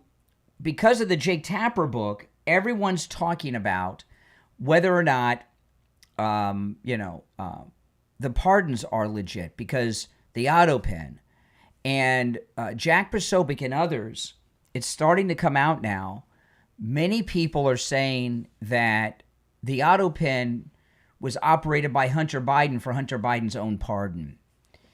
And what they're looking to do with that cocaine at the White House story is to find an informant or two for the internal autopen investigation. The investigation isn't so much about the cocaine at the White House. They're looking for informants in the staff at the White House for the autopen investigation, which is the big one. And I got to tell you, out of White House scandals, the autopen scandal is the biggest scandal in American presidential scandal history. I know Tapper was saying it might be bigger than Watergate. Watergate was not really a big scandal. Nixon had nothing to do with the Watergate break-in. He had no knowledge until after. What he did was he was trying to cover it up. And he was trying to cover it up by raising money to give the plumbers enough money to disappear with. Okay, it was nothing really what Nixon did, and so people make such a big deal over the blank part on that tape. That was probably just Nixon messing with the tape recorder, not knowing what he's doing. I mean, how many of you know how to use all the new tech of today? And a reel-to-reel tape recorder back in the 70s was new tech, and somebody who's old school and a World War II naval veteran like President Nixon probably didn't know how to use that newfangled technology that all the kids were using, the reel-to-reel tape recorder. And that might have just been an accident. No, this is the biggest scandal. And this White House cocaine scandal is all about Bongino looking for informants on the autopen. I'm telling you, so I'm giving him some credit on that. Now, I want to talk about Coastal Weight Loss Secret. One of the things I love about Coastal Weight Loss Secret are people in my life. When I see people and they tell me, oh, wow, you really have lost a lot of weight. I can see it in your face. And again, today, I kept a lot of my old clothes that didn't fit me anymore. And I didn't realize how many of my old clothes that I kept that didn't fit me anymore. I guess it's one of those things. You're hoping you'll fit in them eventually, one day. And I have not bought new clothes because I was going to, but I found all these old clothes that I kept that didn't fit me anymore that now fit me. It's absolutely amazing. I'm wearing another shirt today that it fits perfectly. The last couple of times I wore this shirt, it was tight on my stomach. And now it's fitting me like it's supposed to fit. And it feels great. I mean, I remember the last time I was wearing this shirt, not only was it tight on my stomach, it was tight in my arms and shoulders too. And now it's fitting like it's supposed to fit. It's not tailored. I've just lost all this weight. And my old clothes are fitting me again. It's absolutely amazing. And remember, no exercise, no prescriptions like Ozempic or anything. And I'm eating foods I would normally eat. Today, I'm going to go to Chipotle. My wife and I eat at Chipotle about 3 or 4 times a week. I love Chipotle. And I'm going to eat at Chipotle today. And I'm going to get what I always got. And it works. Coastal Weight Loss Secret works. And remember, no matter where you are in the United States, Coastal Weight Loss Secret can help you. I was a little nervous about doing it because I didn't want to have to suffer. I thought I'd be hungry all the time. I'm not hungry. I thought I was going to have to eat, like these little meals that they would give me that had very little food in them and they didn't taste good. But no, I'm eating foods I would normally eat. And I thought I'd have to do a lot of exercise. I'm doing no exercise. And I thought I was setting myself up to fail. And little did I know, I was setting myself up to feeling great, looking great, and I have a lot more energy. I've cut my coffee, caffeine intake back by 50%. Okay, by 50%. And the reason is, since I have lost all this weight, I have more energy. I just feel great. Give Coastal Weight Loss Secret a call. Go meet with Dr. Zuckerman, all right? Here's the number. When you call, make sure you tell them you heard about them on the True Oldies channel. 561-247-6300. Remember, no matter where you're located in America, you can give them a call. 561-247-6300. And online, coastalweightloss.secret.com. It's the Steve Kane Show. I'm Brian Craig. We'll be right back.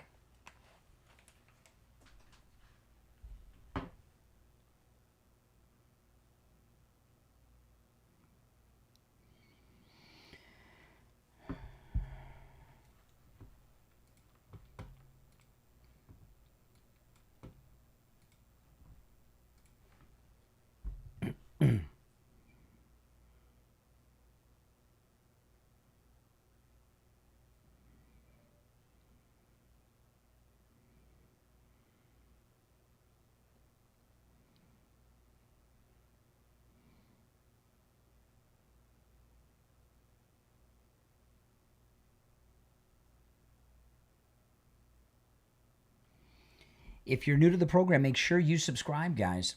This is the most pro-Donald Trump MAGA program you will find anywhere on any platform. I promise you. Mm-hmm.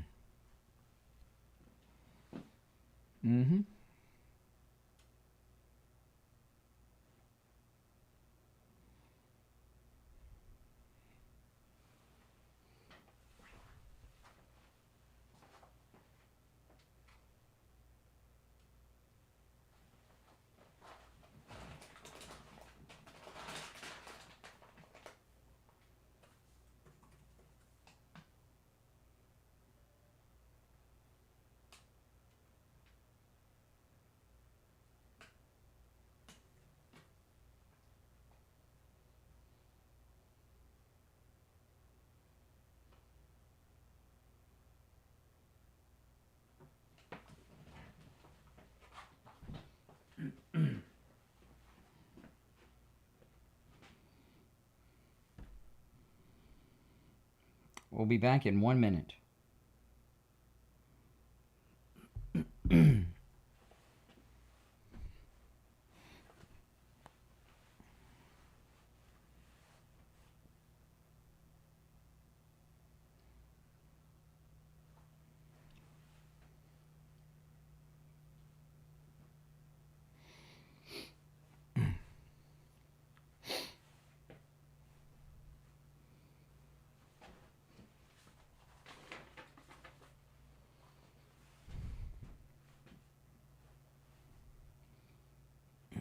30 seconds.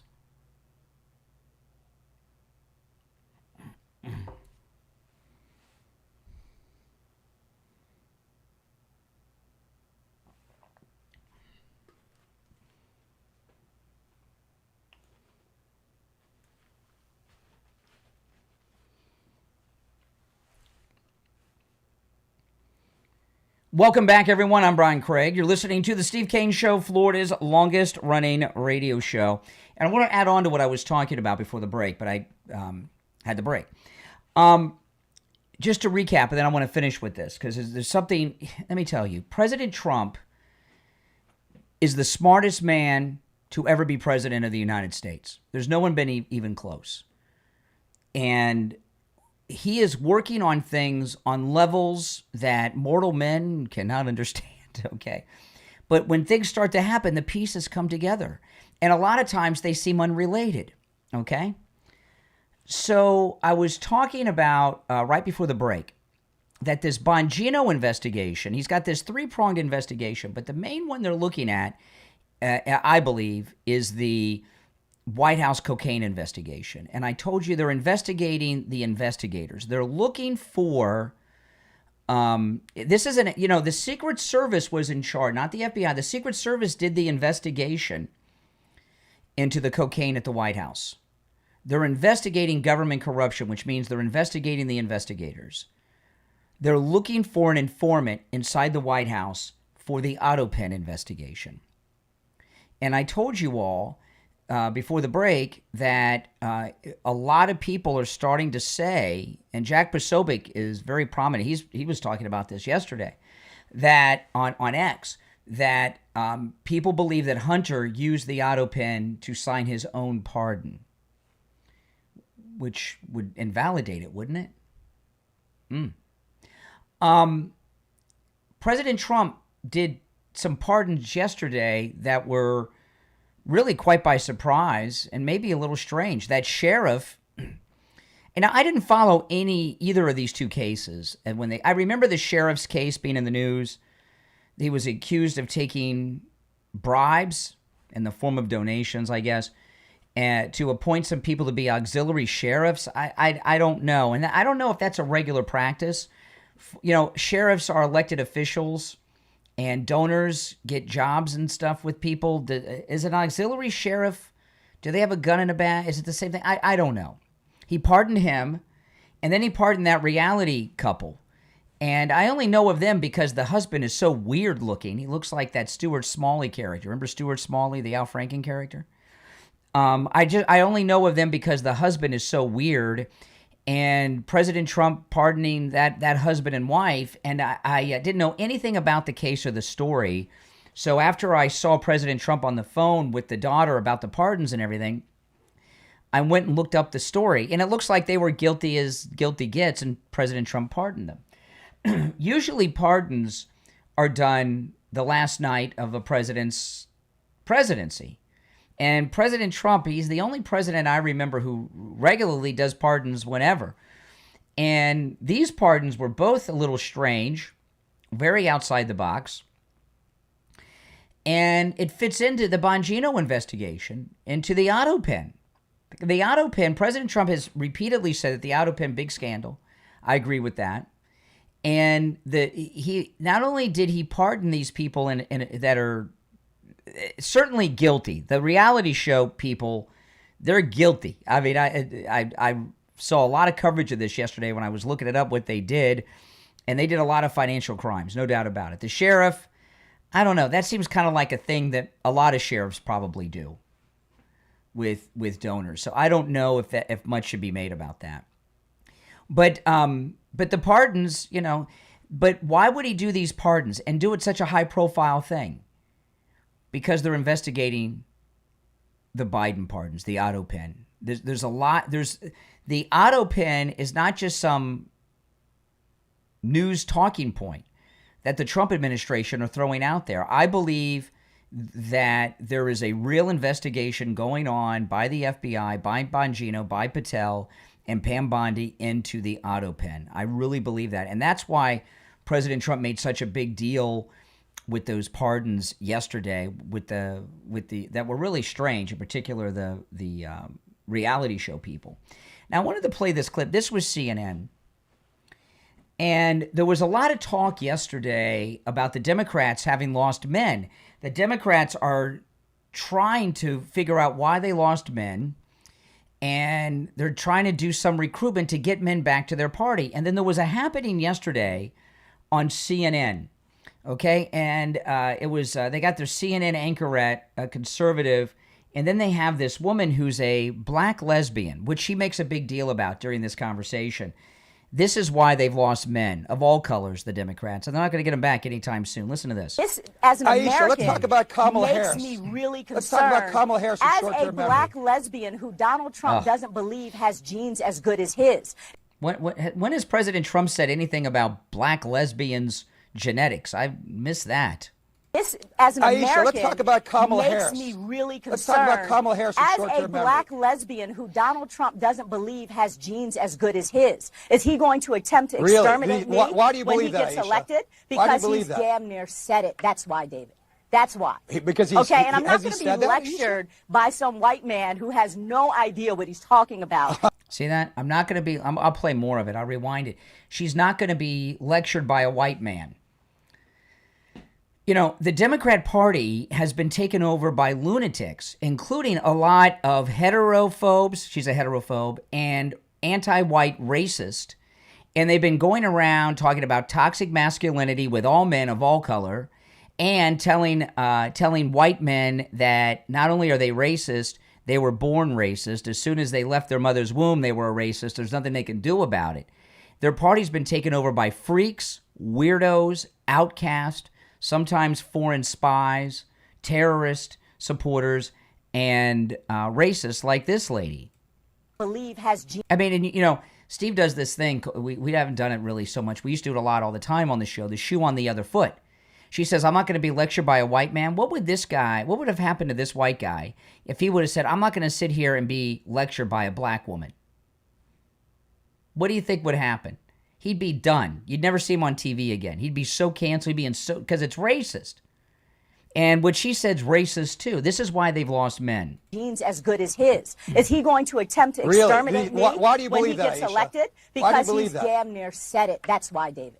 That's why. Because he's, okay, and I'm not has he going to said be that, lectured by some white man who has no idea what he's talking about and is trying to rewrite history here. Aisha, I am shame on you, afraid, Aisha. as an American, Aaron. of a Donald Trump presidency and his... See, she won't stop talking, not because she's rude. She will not address white people, in particular white men. She's a heterophobe, and she hates white people, too. His actual quotes Shame are on you, why. Aisha. Because I take him seriously, and I think that he believes what he says. And that is why he is a danger and a threat to America. Okay, you know, this is really scary stuff, you know, and this is what Donald Trump saved us from, because if Kamala would have won, women like her would have been running the country. Not only would do you know that the Southern Poverty Law Center, have you seen what they've done with Charlie? I want to share. Steve will be joining us after the top, and we do have to do some recapping on the big, beautiful bill, but I think I'm going to look what they have done with Turning Point USA and Charlie Kirk is insane. We'll get to that after the break. I want to remind you guys about the free doorbell camera offer from Sloman's. You know, you can get this doorbell camera not just for yourself and your family in your own home. You can give it as a gift to your adult children. You know, your kids home from college, they going back to college, get that doorbell camera for their apartment at college. You'll love it. You get it for mom and dad, grandma or grandpa. They'll love it. Okay? The free doorbell camera offer that connects directly to your smartphone is available to you from Sloman's with the installation of your Sloman's Shield. They're also going to give you a customized home security system as well as a professional installation when you use their low-cost central station monitoring. So you get an LED touchscreen, a motion detector, 10 contacts, a lifetime warranty, and a backup battery. Plus, you'll receive a free doorbell camera with the installation of your Sloman Shield. Give them a call. 1-833-283-5050. That's 833-283-5050. 833-283-5050. All right, 2 hours down. Where is the show gone? It's flown by today. 1 hour to go. Steve Kane will be joining us after the top. We'll go to Steve and your calls. Our number is toll-free, 1-888-465-2631. Call us on hold. You hang in there. 888-465-2631. It's a toll-free call no matter where you're tuned into us. My name is Brian Craig. This is the Steve Kane Radio Show, Florida's longest-running radio show, on the radio since 1977. We'll be back right after our top-of-the-hour break.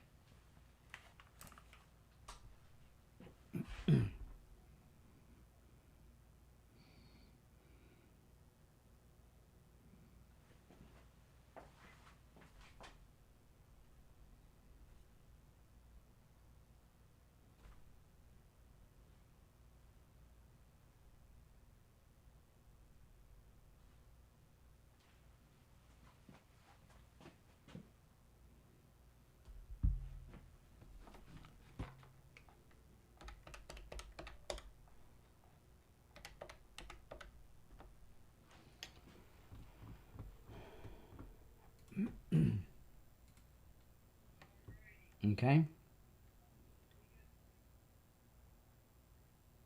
Hey there, hold on. I'm going to put you on hold. I'll pick you up on the speaker. Hold on. All right. Steve, you there? I'm here. Okay, hold on. You could use a little more volume on okay, you. Hold on. All right, how's that? Perfect. Okay.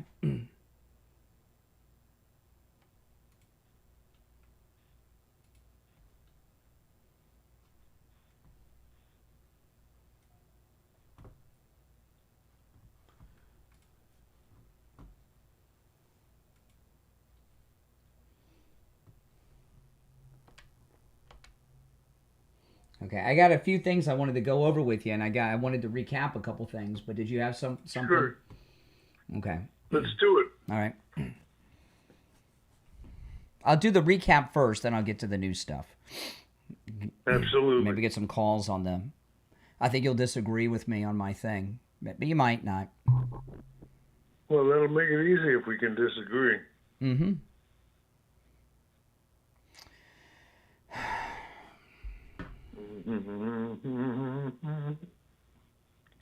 All right, stand by. No, we're coming back here. Hold on.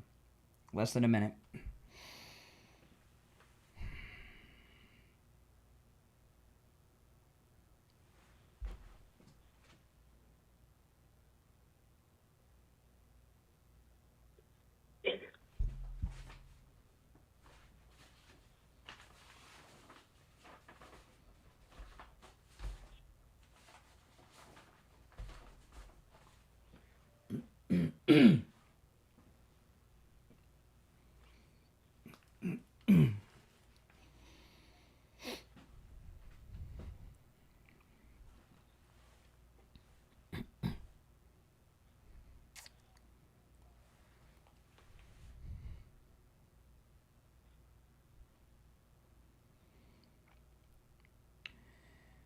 All right, hour number 3 has begun. Callers on hold, you stand by. I'm Brian Craig. It's the Steve Kane Show, Florida's longest running radio show. Steve Kane joining us. Hey, Steve. Good morning. Hey, a lot is happening. I was going to recap, but before I do, there's a couple things I wanted to mention to you that I haven't gotten to yet, and I'll forget if we don't, okay? One of the most important people in the Republican Party and in the MAGA movement is Charlie Kirk with Turning Point USA, okay? Right. And we've got the youth vote, and it's growing. And I was talking yesterday before you joined the show. David Mamet, who's the Hollywood screenwriter and playwright and director who wrote Glengarry Glen Ross. Yes. Okay. One of my favorite movies. I found a new movie from him about con men. I saw an interview with him with Raymond Arroyo from Fox News, and he was talking about some movies that he wrote and directed I'd never heard of, and I forgot the name of it. I love movies about con men, and he wrote an incredible movie about con men that just blew me away from the 80s I never heard of. Anyway, I'll tell you about that later. But anyway, David Mamet, he is one of the most respected Hollywood screenwriters that's ever lived. He wrote The Untouchables with Sean Connery, and Glengarry Glen Ross is that's back on stage. They brought that back. Always Be Closing, and all that stuff. Yeah, those are his words. He wrote those words. So he's a very smart man, and he's also MAGA, okay? And Raymond Arroyo did this interview with him that was like an hour and 20 minutes long. I watched every second of it. I was fascinated over the weekend. And anyway, he said that the Democrat Party machine was destroyed when Trump was reelected. And I think it was destroyed in Butler, but anyway, same. So I thought that was it. And he said, you have to look no further than the protest around the country against Elon Musk. True. They're all grandmas and grandpas, right? And they're spread out there. It looks like a very sparse crowd right across the country. Yeah, and they're all. I'm surprised they're not embarrassed to show it on television. Yeah, and they're all old ladies and old men. Now, listen, we're all getting older, but to keep your organization going, you have to bring in young people, and they don't have young people anymore. Trump has young people. They don't have anyone. No, and they don't have young. They don't have old. They don't have Hispanic. They've lost the blacks. They've lost everybody. We even have gays. I mean, two of Trump's top people are openly gay. The Treasury Secretary. So, but anyway, but this is about the youth. So that's why I'm focusing on the youth so much. They can't go on without bringing in new Democrats. And if you don't have young people, and for the Republicans to have the young people is so historic. It's never happened in my lifetime at all.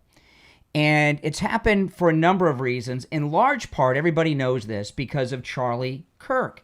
Charlie Kirk's Turning Point USA. And a couple years ago, I went to Charlie Kirk's event in Palm Beach. That's when I got to meet Tucker Carlson and everything else. It was right after Tucker Carlson was fired by Fox.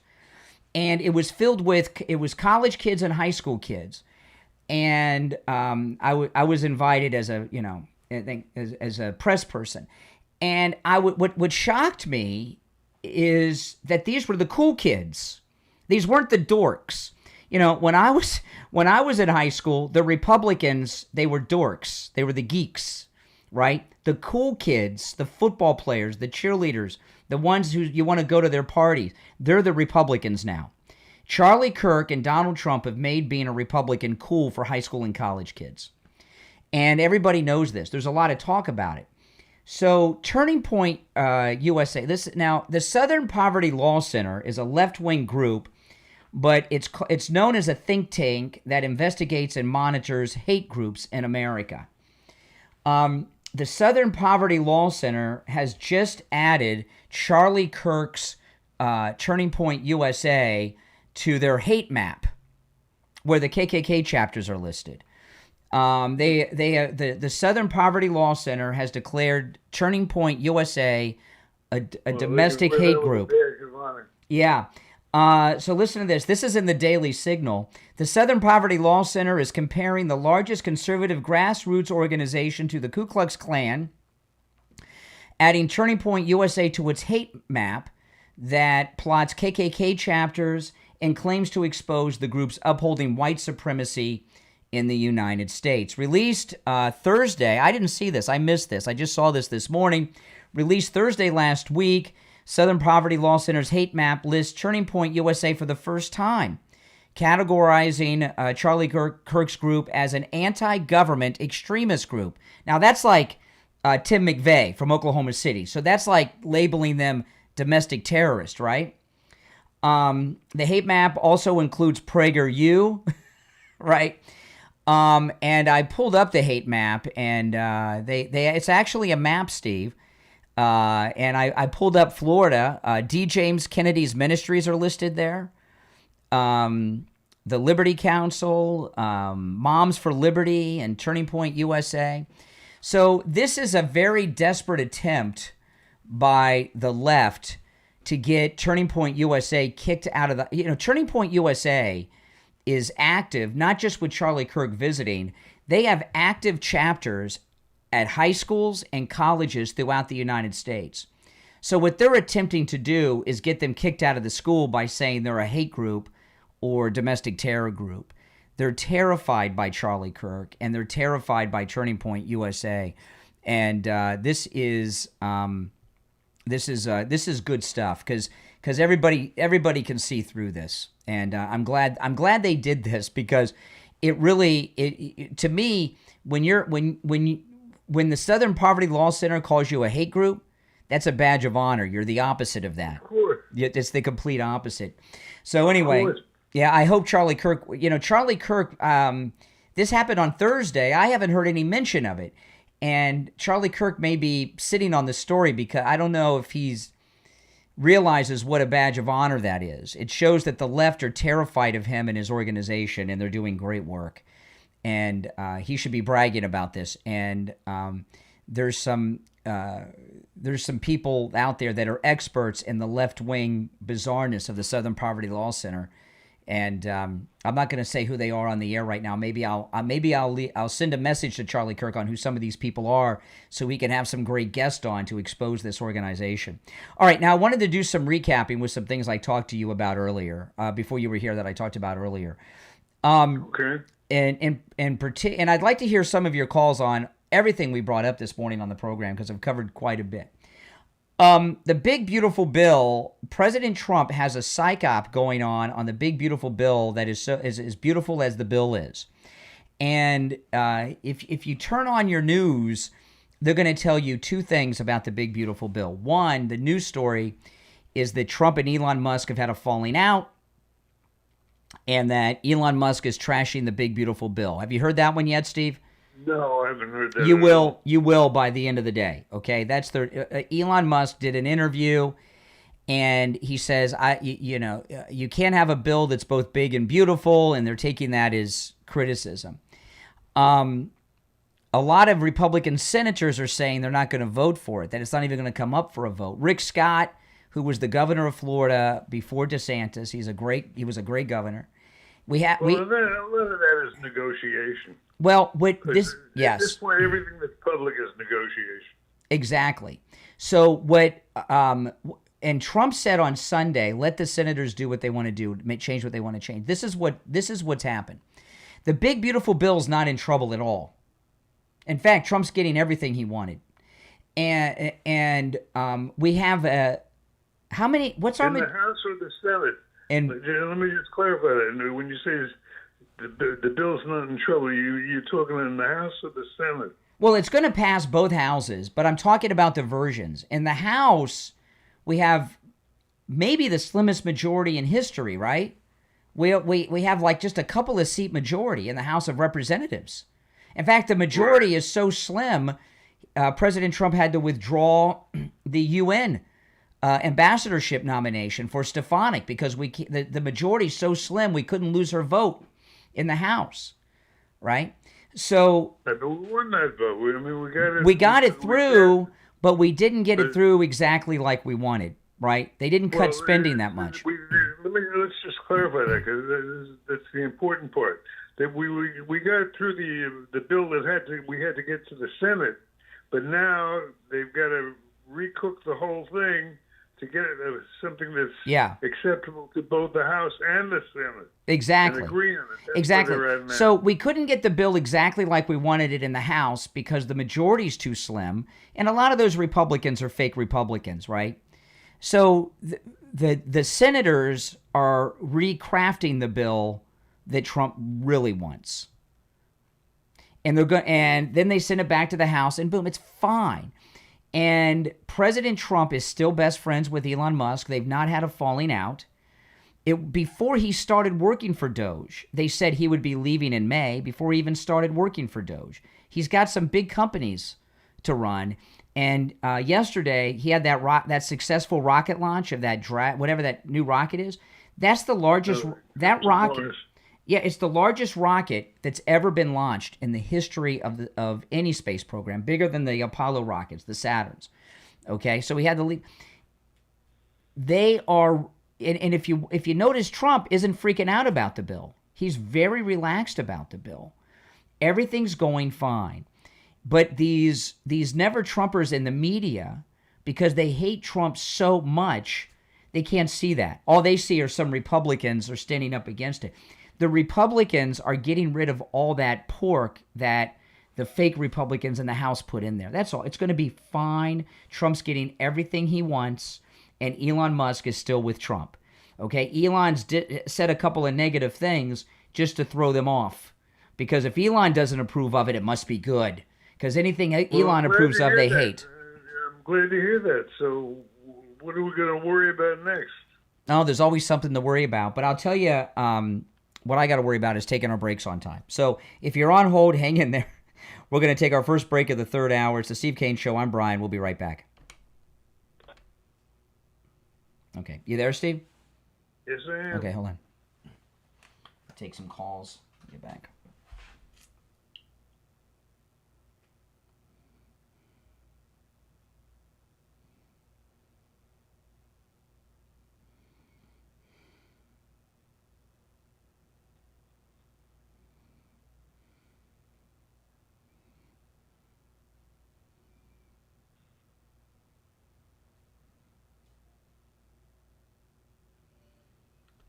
We'll be back in 2 minutes. Okay.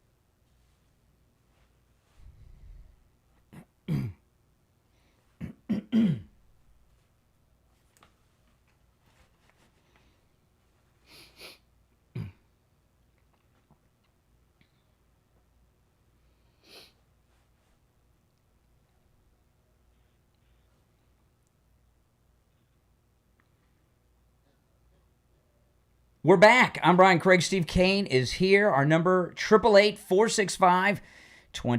You want to take some calls, Steve? Let's do it. All right, let's go. All right. You're on the air. What's your name? Where are you calling from?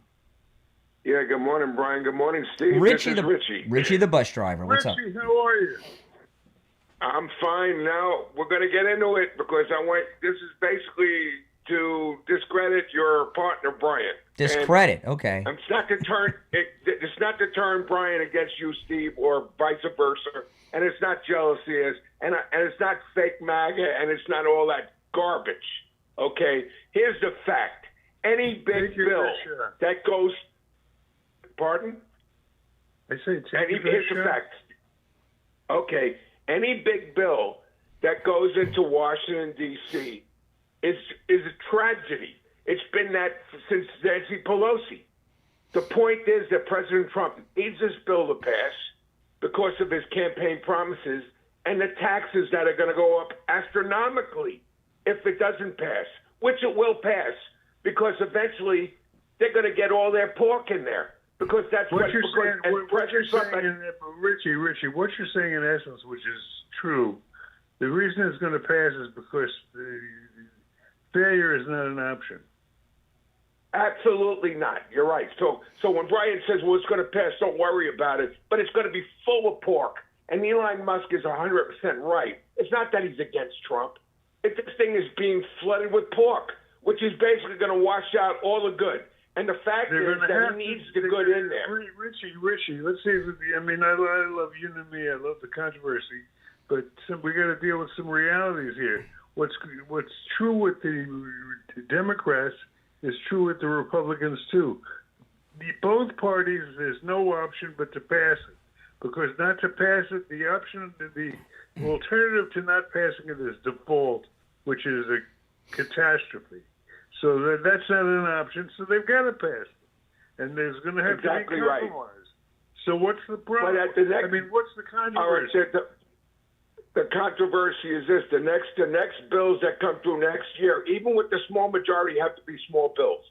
They can't do these giant things every year. The same thing. That's what a lot of the Republicans let me tell you about. Okay, historically, you would be right. Right? You don't want to have a big...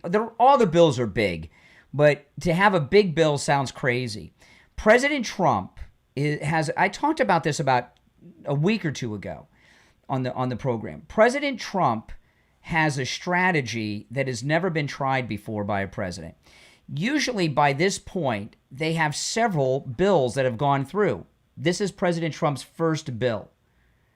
And what he's done is he's put everything into one big bill instead of having a bunch of small bills. And I'm telling you what we're going to find out. Steve, you're right on the money. Failure's not an option, so they're going to pass it. When this big, remember that thing remember what Pelosi said during who was it that said during Obamacare, we got to pass it so we can find out what's in it? Was that Pelosi or John Kerry, one of those people? We got to pass Pelosi. Yeah, we got to pass it so we can find out what's in it. When this bill passes, it is filled with a bunch of stuff that no one's talking about, that we don't even know that's in there right now. And we're going to find out that President Trump and the MAGA Republicans have the big, beautiful bill filled with all kinds of very, very MAGA ideas and things. Like in one bill he passed in the first term, he snuck in drilling in Anwar and they didn't even know it. And that was one of the liberals' big issues to oppose. This bill is filled with a bunch of stuff. And we're going to find out after it's passed. That's good or bad? It's good.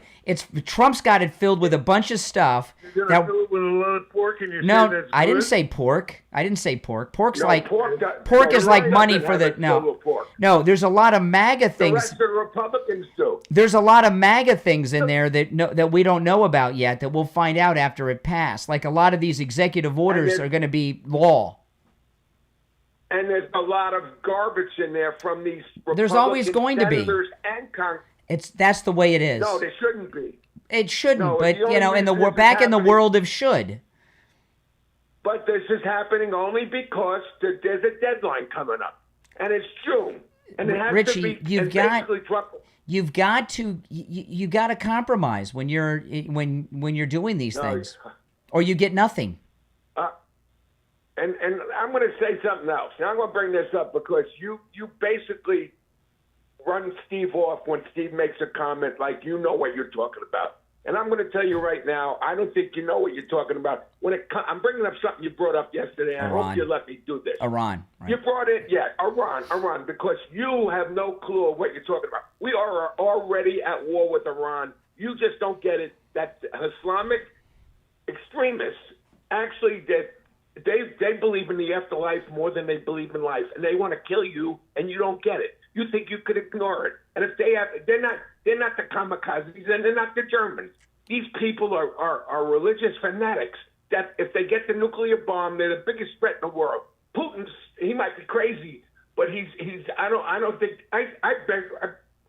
think Iran is a major thing, not just for Israel, but to this country.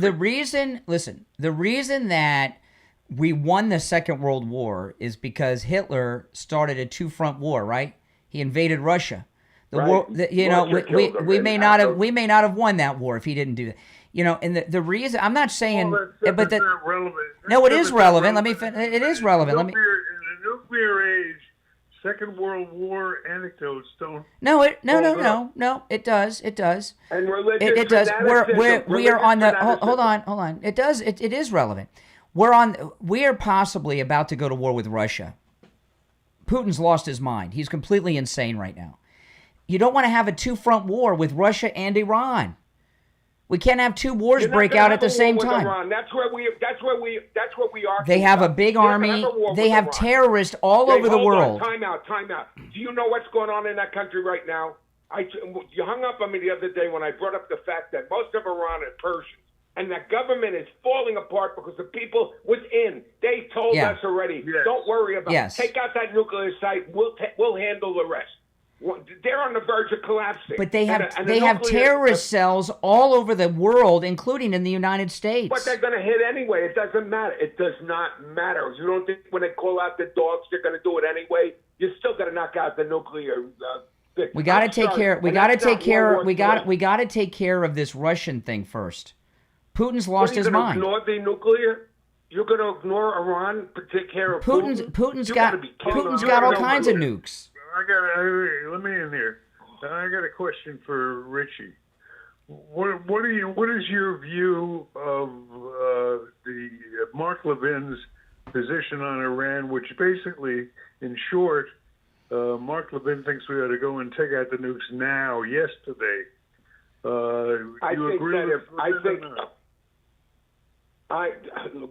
Levin is saying exactly what I've said for a long time. There's certain times you can negotiate, but there's certain times you cannot negotiate with maniacs like this that want to kill you. Well, I'm with you. You and I just wanted to clarify immediately. That, I agree with immediately. It should be done. And Trump is looking weak by not doing it because he's already passed his 60 days. You think you're going to send this guy up there and he's Witkoff or whatever, and he's going to be able to talk these maniacs out? They're going to lie to his face because they've been lying all these years. Richie, worse than that, I think there were people who are starting to think that getting the Nobel Peace Prize is more important to him than taking out the nukes. And he's got to take them out.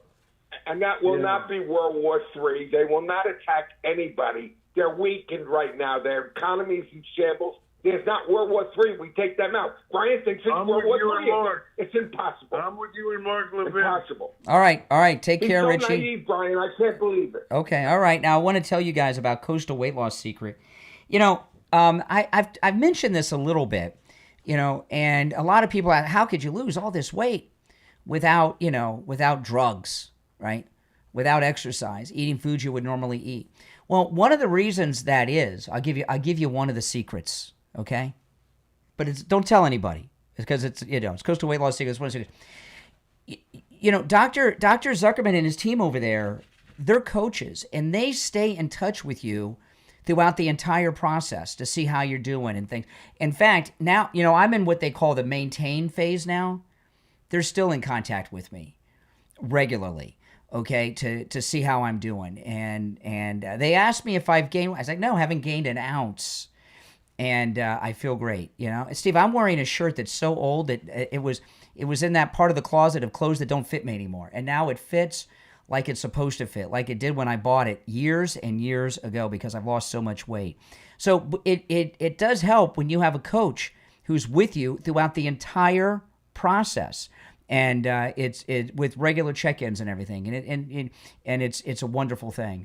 You know, Dr. Zuckerman told me that not only do we have listeners, Steve, who are calling Coastal Weight Loss Secret from all over the United States, but we have a lot of people that are going in as couples. And I know how it is. You know, with my wife, we eat the same food, right? You know, so chances are you're eating what your spouse is eating. And so if one of you got a weight issue, the other one wants to lose a few pounds too. And do it together. And I'm going to give you the number. When you call, make sure you tell them you heard about them on the True Oldies channel. And I know I've heard from listeners out there, men and women, who are just telling me about their great success. And those of you in the listening audience that have been messaging me and complimenting me on my weight loss, thank you. You know how it is, Steve. In this kind of business, you only usually hear from the people like Richie that are always griping and insulting you. It's nice to get complimented from the listeners. We don't get to write it down. Yeah, exactly. So give Coastal Weight Loss Secret a call. Here's the number: 561-247-6300. 561-247-6300. And online, coastalweightlossecret.com. It's the Steve Kane Show. We'll take our bottom of the hour break and be right back.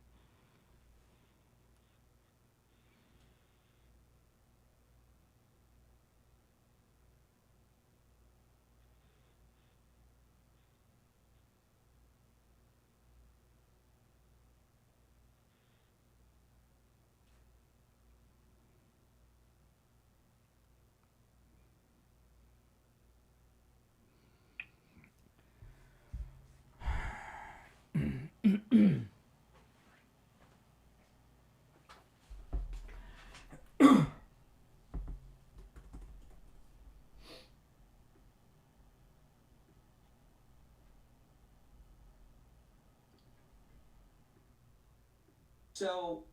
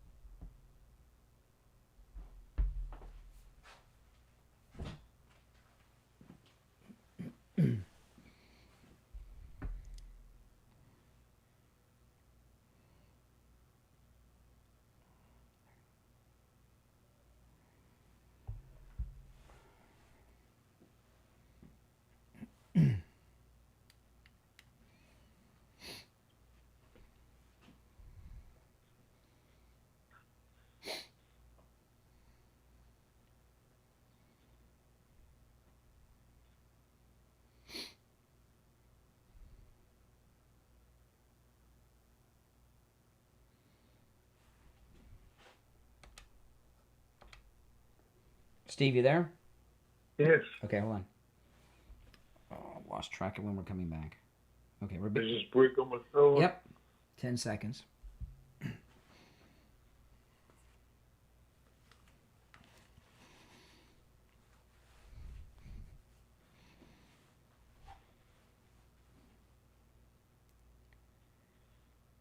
All right, we're back. I'm Brian. It's the Steve Kane Show. Steve Kane is here. All right. You want to go back to the phone, Steve? I got a couple questions I want to ask. Okay. I finally got my answer to the question about how Richie feels about Iran and taking out the nukes. And I'm glad to hear that. He agrees with me. But I have two questions. Number one, can Donald Trump take out the nukes under any circumstances in Iran and still win the Nobel Peace Prize?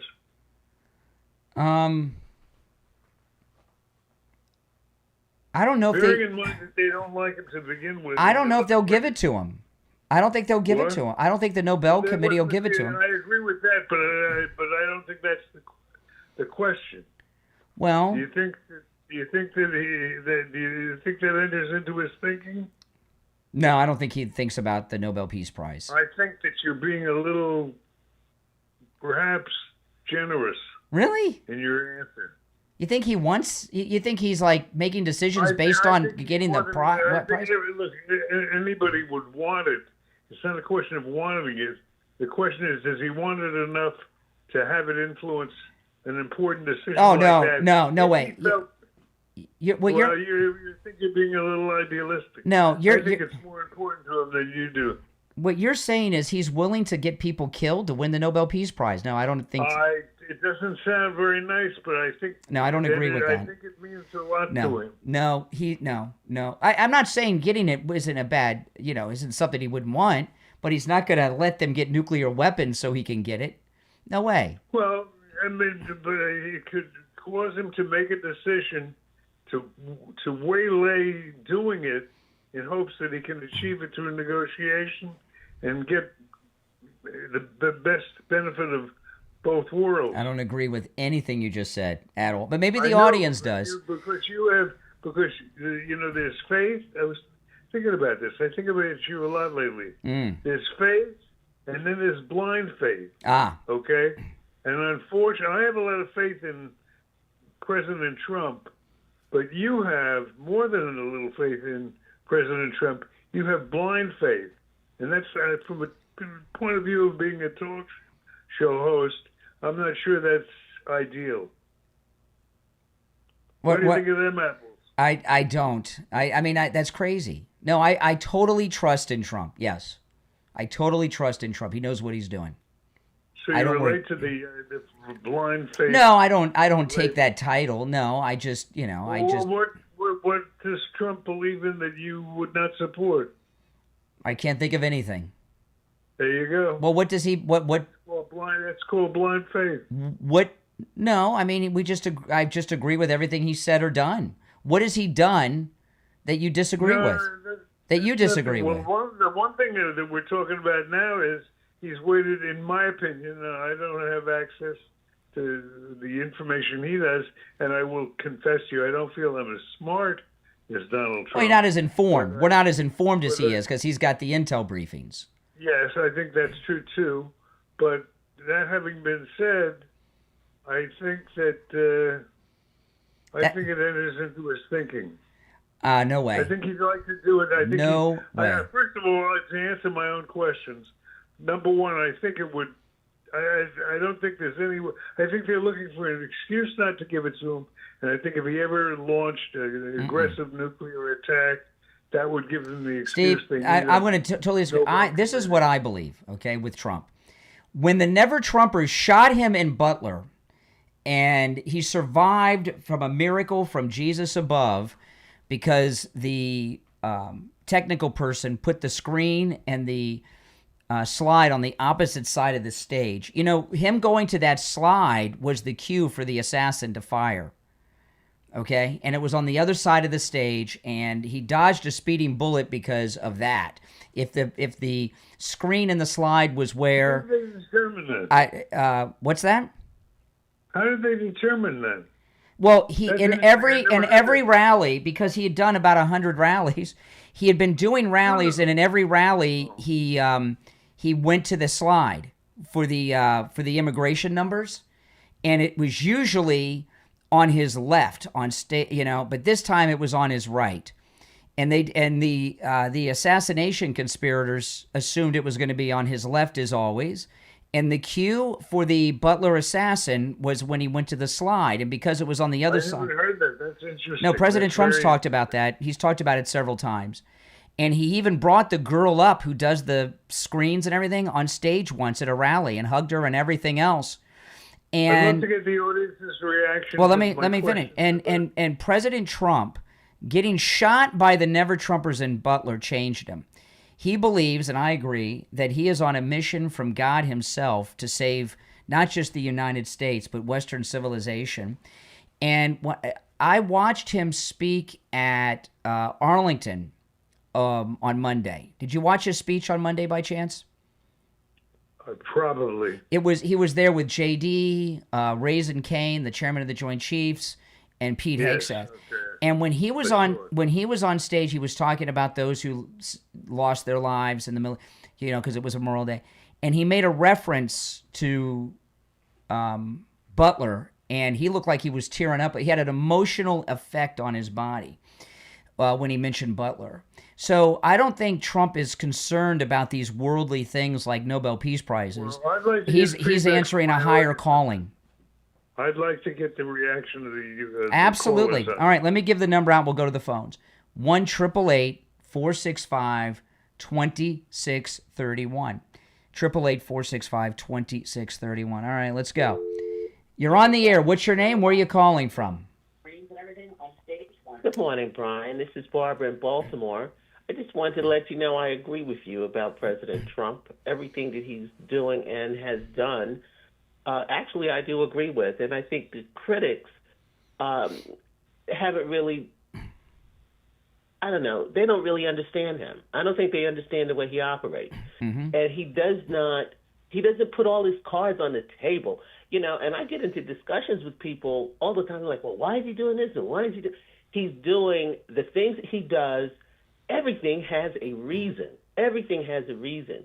And with him, I just believe that's it. And I just saw on Truth Social, Marjorie Taylor Greene says that the Doge cut the bills, actual bills, will start on Monday. I'm very excited about that because I think that's going to shut down all the critics. Yeah. About, well, there are no cuts. Yeah, I kept, well, it's not about, well, how are you doing there, Steve? Haven't heard from you. I'm doing good. So hi. I'm glad to hear your voice. But anyway, one of the things that's very frustrating to me is to hear them talk about no cuts, and the Chip Roys and the, Ron Johnsons. Well, what about all of the billions that they found that were being stolen? That's going to end. Doesn't that amount to cuts? And that's what I think is going to start happening. Well, Marjorie Taylor Greene said they're going to be introduced Monday. Yeah. So that's a good thing. So those cuts are going to go be put into place. Mm-hmm. But I think President Trump is, I think he's spot on with what he's doing. And as for in Butler, I'm going to put a picture on X of the guys who put that. I want to get back to the thing about the Nobel Prize. How much do you think Trump deserves it? Well, we agree on that. Wanting it's it. No brainer. No, it's not about him wanting it. It's not about him wanting it, Steve. Let me ask you a question. Do you think he could attack Iran and take out the nukes? First of all, do you think that's a good idea or a bad idea? Well, President Trump is not going to attack Iran. That's not an idea at all. I don't have an opinion because it's not going to happen. Why did we? Because it's nonsensical. It's what? Yeah, that's nonsensical. That's nonsensical to me. That he would attack Iran. Why would we attack Iran? We don't need to attack Iran. Hold on. The option to taking out the nukes in Iran is to let them continue to develop it until they have it. You really comfortable with them having the nukes? Israel's right there. And you say America attacked Israel's right there. They won't be there very long if Iran gets nukes. When I say Israel's right there, Israel they've got the bunker busters. They've got what they need to take care of the job. And to do it very quickly. So I'm not even concerned about that. Without the consent of the If that happens, that's on them. Do you think Israel would do it without the consent of the United States? Absolutely. President Netanyahu knows what is a danger to his country. Absolutely. You think Israel is in lockstep with everything? I don't want you to do. We won't back you up on this. I don't think. You think he'd still do it? What kind of backing does he need? They don't need any backing to do it. It'll be done. It'll just be a done deal if it happens, and it's not going to be any afterthought of what do you think and should we have. Thank you. They don't need to have. All right, hey Barbara, we gotta. It's good to hear from you. We got to run for our break. I'm going to put everybody on hold, and we'll come back with William Youngerman. All right, don't go anywhere. Yep. Back after this.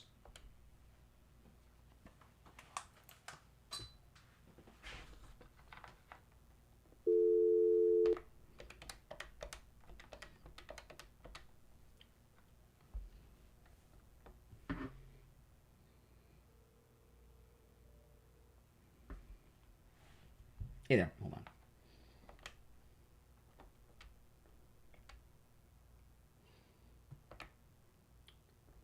Steve, you there?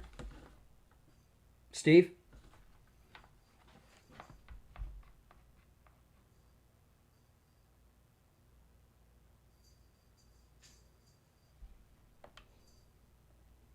Steve, you there?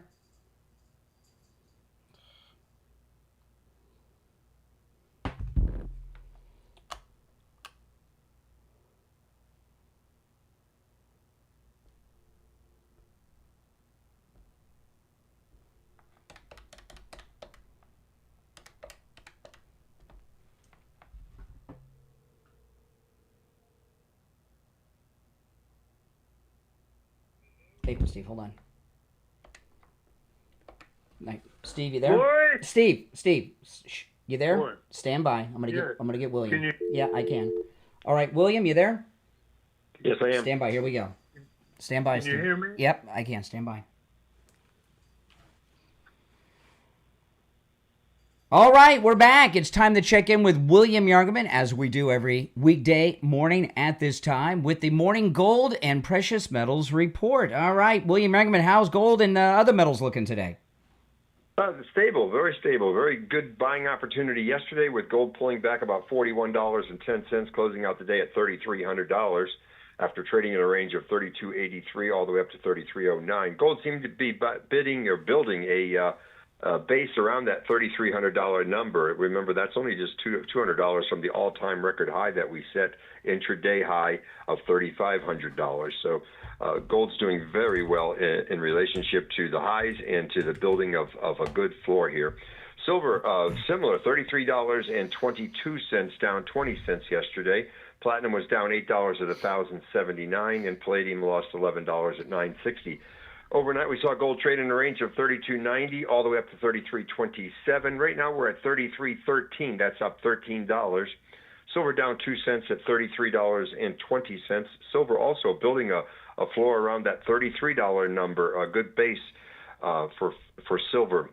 Platinum, $1,085 right now, up $6, and palladium down $4 at $956. So the markets are doing kind of generally what they do this time of year after a nice move in the early spring. So this is typical of gold and the metals. So we'll see where this goes from here. But I think we're building some strong bases for going much, much higher. Oh, yeah, absolutely. Now, let me ask you with silver, because silver's looking really good. What are some of the best buys in silver right now?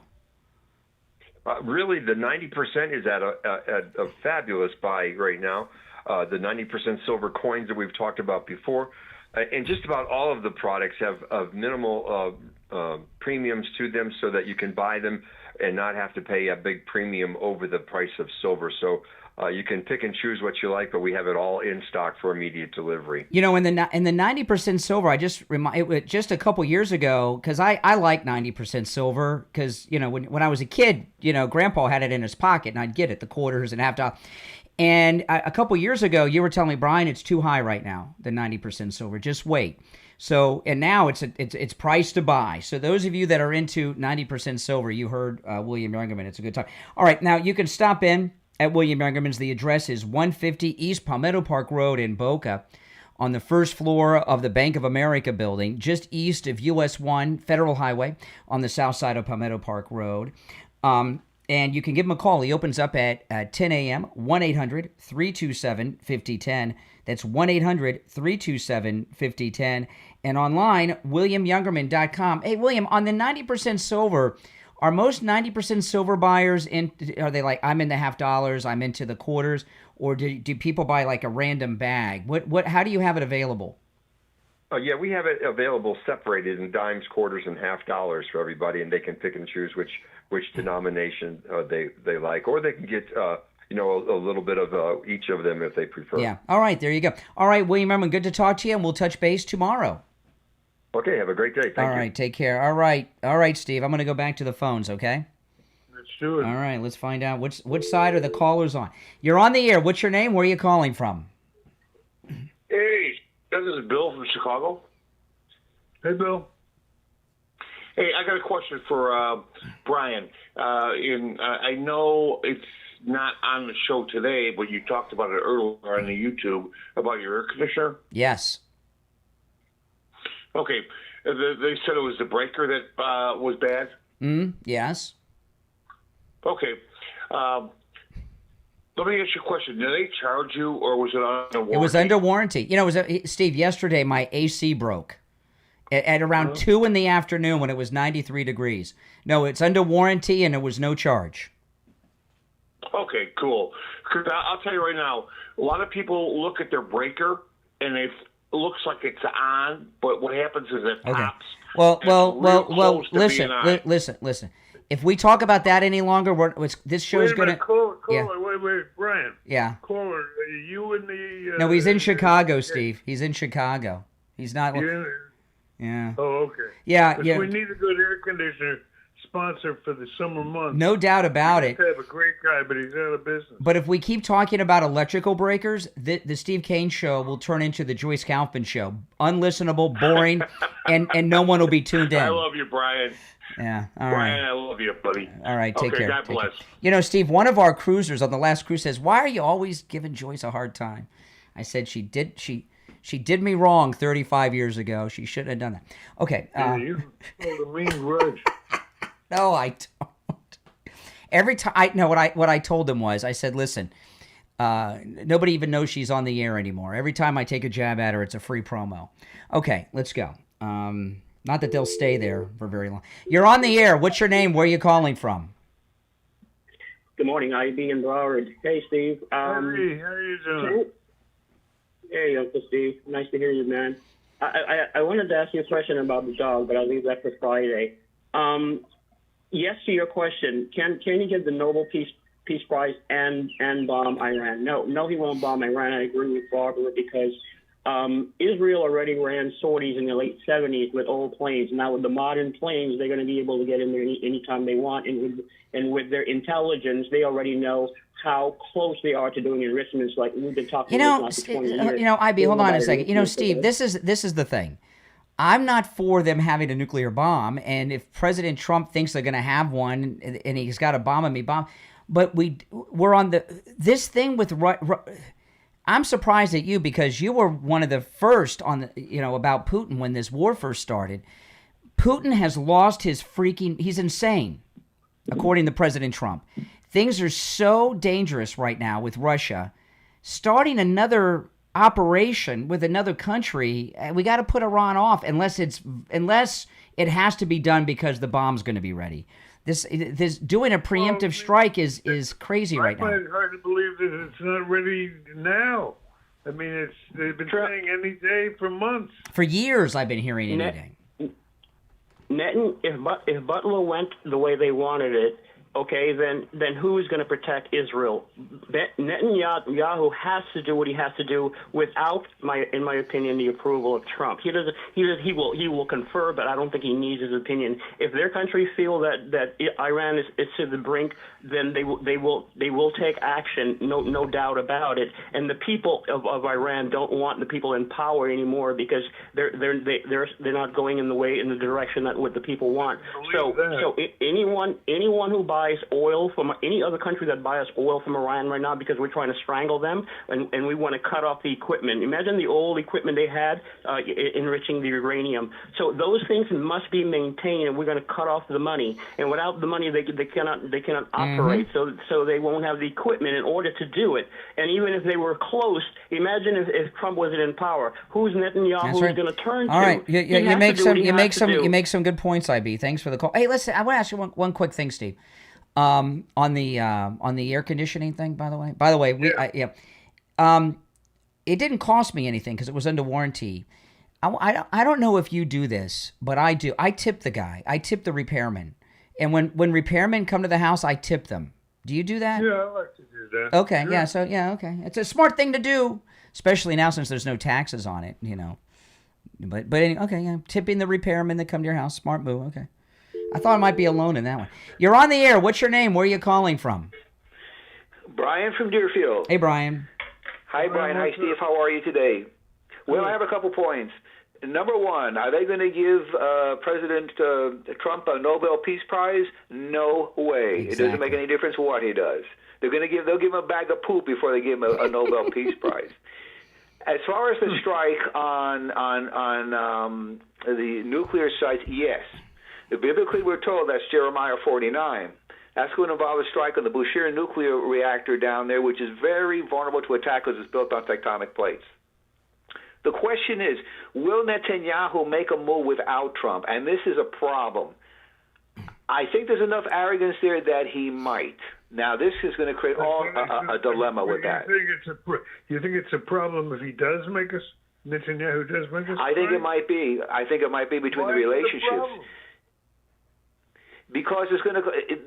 We're supposed to be working as a team with this. We're supposed to trust each other. This is our ally there. To make the move on their own without. And plus, you're dealing. If Netanyahu believes that they have the nukes and they're getting ready to use them on Israel, is he going to just? A lot of people don't. I think a lot of people don't trust Netanyahu. No. I don't fully trust him. We do have a problem with egos here too. Now, I can tell you another strike you are going to see. This is Isaiah 17, the strike on Damascus and Syria, but that's not right now. That's a little bit later. Yes, there's going to be a strike. Just a question, is it going to be a coordinated strike with the United States and Israel? I hope so, but I'm not sure. I'm not even sure how well Netanyahu and Trump actually get along in their meetings. I think Netanyahu's on the outs a little bit. And you notice when Trump went to the Middle East, he didn't stop off in Israel. Yeah. Well, I think he's a little frustrated that he's being delayed in knocking out Hamas down in Gaza and getting that finished. I just don't think that listen, Netanyahu's been prime minister off and on since like Clinton was president, right? I mean, he's been there forever. It's like 35 years. Oh my goodness, like that. And I think I'm not sure about that. And he's wanted to take out Iran all this time, and he may view this as his last chance to do it. And I just don't. I don't trust him to make a decision on his own without the United States on this. Because look, Steve, all this idea like Richie was that I didn't want to get into it with Richie, but I'll tell you guys now. The way Richie was talking is what I heard people say when we went into Iraq. Oh, it'll be over in a couple of months. 20 years later, and we had the insurgency. Right. Iran's people may not support them, but I don't know if that's true. They've been brainwashed since 1979. Iran has a very large, well-equipped army, and Iran is also allied with Russia. So the idea that we bomb them and they can't respond because some people in Tehran that's ridiculous and naive. Well, the one thing I can't figure out what is with Putin? What is Netanyahu's option if in fact he finds out? He has no options. He's got to do whatever Trump says. It's up to Trump, not Netanyahu. I think we have. The problem is Iran having the bomb. It's up to Trump to decide what to do, not Netanyahu. I don't trust Netanyahu. This is a problem. I think Netanyahu. I don't think Netanyahu's happy about President Trump's Mideast tour a couple weeks ago. I don't think he's happy about that. Making friends with Syria. No, he's not. But that is not relevant here. No, it clouds his judgment. But some people are going to say if Netanyahu makes a move without Trump, and then we're going to join in, that we're getting dragged into that. We need this to be coordinated. But these guys got to be on the same page with this. This thing is coming. It has to come. I think it's a question of when and how soon. See, I think it's possible. And I listen, I'm a strong supporter of Israel, so don't misunderstand me. Yeah, okay? me too. But it's me possible too. Netanyahu orders the attack and tells Trump when the planes are on their way to Iran. I would not. That would not surprise me. Would not surprise me at all. Do you think we see this strike this summer? I think we do. I don't know. I've been hearing about this forever, but I do know this. Then what is he waiting for? Maybe they don't. There's no need to start a war yet. I think he's waiting. Well, is he waiting for Trump to make the first move? Yeah. All right. Now listen. You know? I want to. There's all kinds of investments out there, right? 401ks, IRAs, money markets. I did not know this. I learned this from Joe Thomas. There's people still in CDs. I didn't know CDs were still a thing, but they are. And these may be good, but there's a couple negatives with them. Market tanks, they tank. They go up and down with the markets. But none of them guarantee you income for the rest of your life, unlike annuities that guarantee you a revenue stream for the rest of your life. When Joe Thomas was in studio, I'd asked, we've got a commercial running with one of our listeners, husband and wife living off Social Security, so that, working class people, they're now clients of Joe Thomas with annuities. And I asked Joe Thomas, I said, when someone comes in who's a high net worth investor, right, and they invest in annuities, or someone is middle class and they invest in annuities, what's the difference between what those two people want? He said it's all the same. They don't want to risk their money and they want an income stream. And rich, middle class want the same, a revenue stream. And that's what you're going to get with an annuity. I'm going to give you Jupiter Joe's number. When you give him a call, schedule that no-charge consultation that he's offering to our listeners, which you can take advantage of no matter where you are located in the United States. And after you have that no-charge free consultation with Joe Thomas, he'll put together a custom proposal for you based on your situation, your goals, and what you need and what you want. Okay, here's the number, 561-743-0999. 561-743-0999. And if you missed the number, just go to his website. It's easy to remember, jupiterjoe.com. All right, Steve, we're out of time for today, but we'll be back tomorrow. Tomorrow's Thursday already. Can you believe it? Sounds good. Having fun. Yep, it's the Steve Kane Show. Steve Kane, of course, has been here. I'm Brian Craig. We'll see you tomorrow morning at 6 a.m. Take care. All right, everyone. Hey, listen, thanks for tuning in. If you're new, make sure you subscribe. I will have a new podcast drop later today, so make sure you check that out, all right? I'll see you later. Thanks for watching.